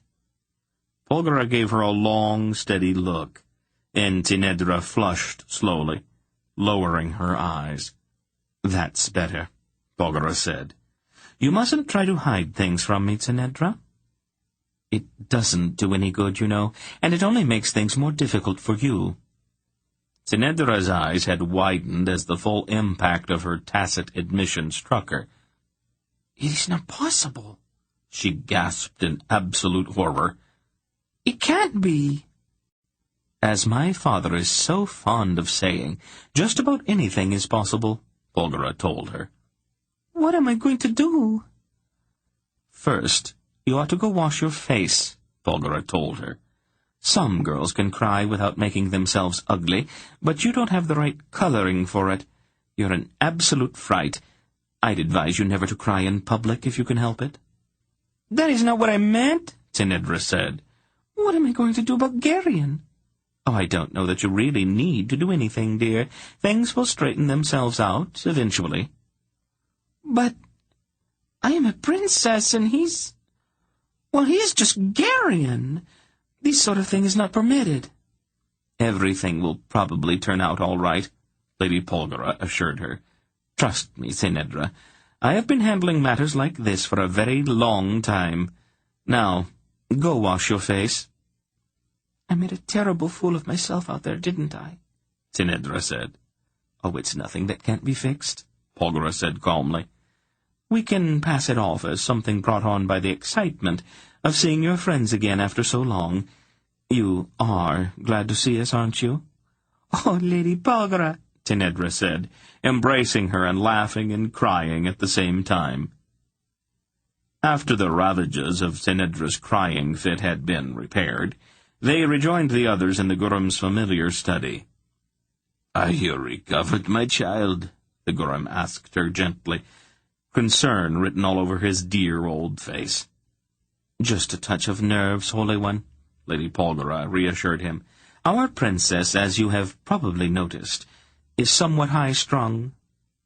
"I'm so sorry that I ran off like that," Sinedra apologized to Adara. "It was silly of me." "Your Highness could never be silly," Adara told her. Sinedra lifted her chin. "Oh, yes, I can," she declared. "I've got as much right to make a fool of myself in public as anyone else." Adara laughed, and the entire incident was smoothed over. There was still, however, a problem. Sinedra had, she realized, gone perhaps a bit too far in her impulsive declaration of undying hatred for Garyon. His expression was confused, even a trifle hurt. Sinedra decided somewhat loftily to ignore the injury she had inflicted upon him. She had suffered through that dreadful scene on the shore of the Gurum's island, and it seemed only fair that he should suffer a little as well. Not too much, of course, but a little, anyway. He did, after all, have it coming. She allowed him a suitable period of anguish. At least, she hoped it was anguish. Then spoke to him warmly, even fondly, as if those spiteful words had never passed her lips. His expression became even more baffled, and then she turned the full force of her most winsome smile on him, noting with great satisfaction its devastating effect. After that, she ignored him. While Belgariad and Lady Polgara were recounting the events of their journey to Rachtal, the princess sat demurely beside Adara on a bench, half listening, but for the most part turning the amazing discovery of the past hour over and over in her mind. Suddenly, she felt eyes on her, and she looked up quickly. The little blond boy Lady Polgara called Errand was watching her, his small face very serious. There was something about his eyes. With a sudden and absolute certainty, she knew that the child was looking directly into her heart. He smiled at her then. Without knowing why, she felt a sudden, overwhelming surge of joy at his smile. He walked toward her, still smiling, and his little hand dipped into the pouch at his waist. He took out a round gray stone and offered it to her.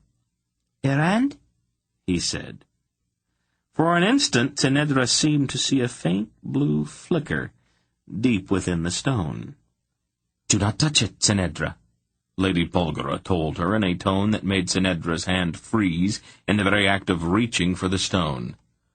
"Dernick," Lady Polgara said to the smith, with an odd note of complaint in her voice.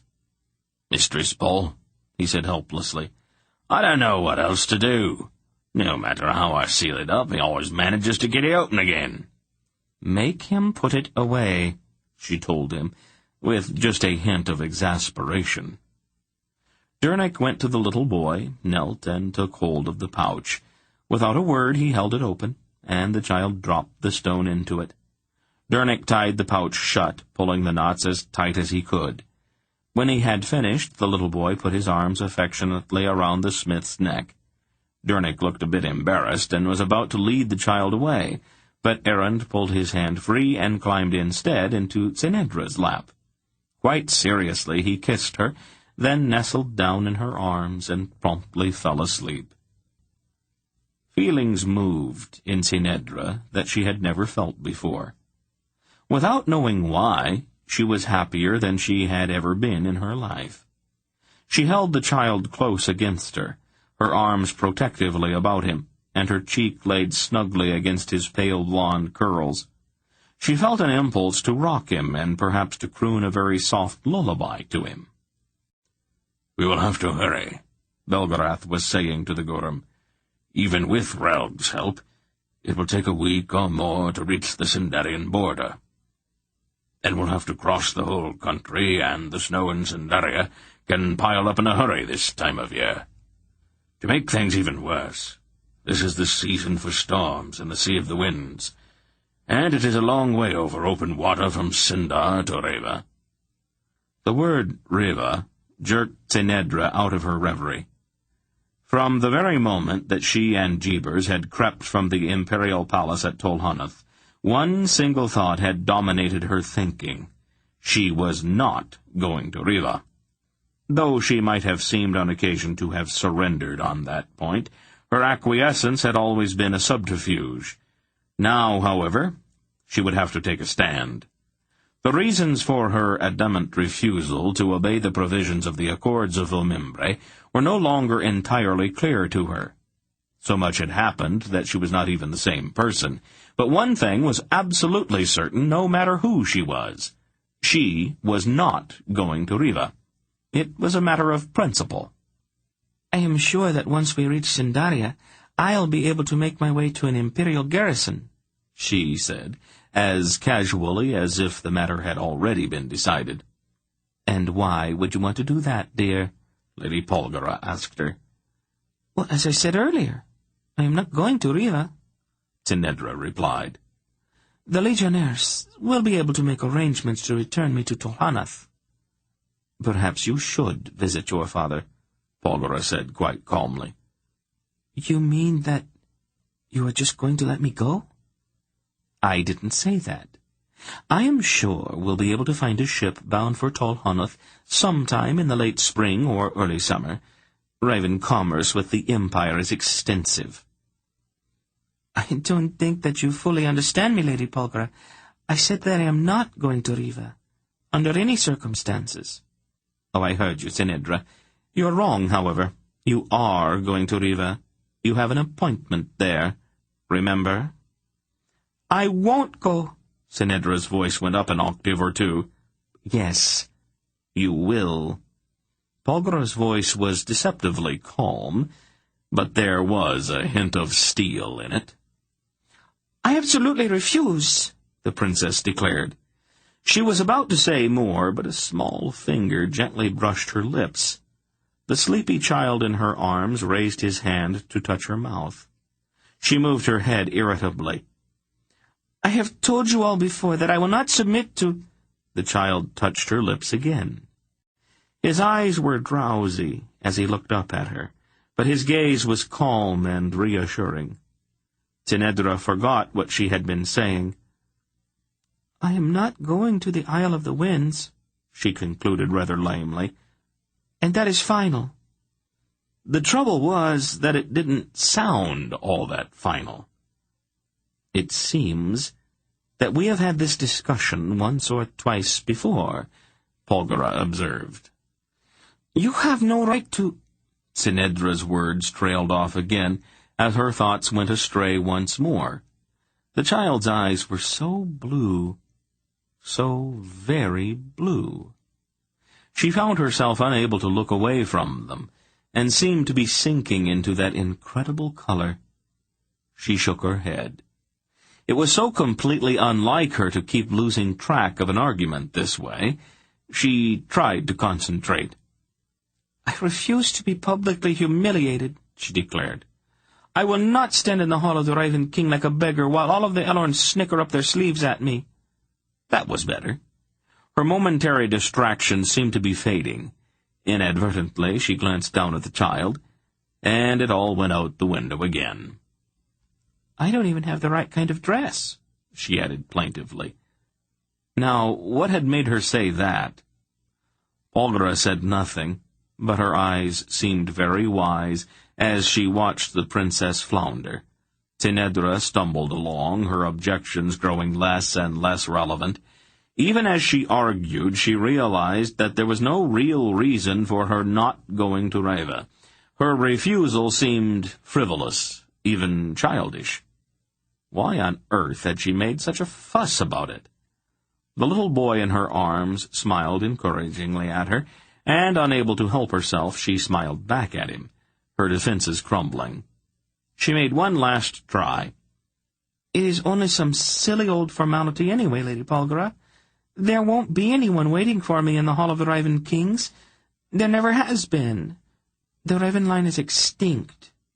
She tore her eyes away from the child's face. "Do I really have to go?" Lady Belgariad nodded gravely. Sinedra heaved a great sigh. All of this bickering seemed so unnecessary. What was the point of making such an issue of a simple trip? It was not as if there was any danger involved. If it would make people happy, why be so stubborn about it? "Oh, all right," she surrendered. "If it is so important to everyone, I suppose I can go to Riva." For some reason, saying it made her feel much better. The child in her arms smiled again, gently patted her cheek, and went back to sleep. Lost in a sudden, inexplicable happiness, the princess nestled her cheek against his curls again, and began to rock back and forth gently, crooning very softly.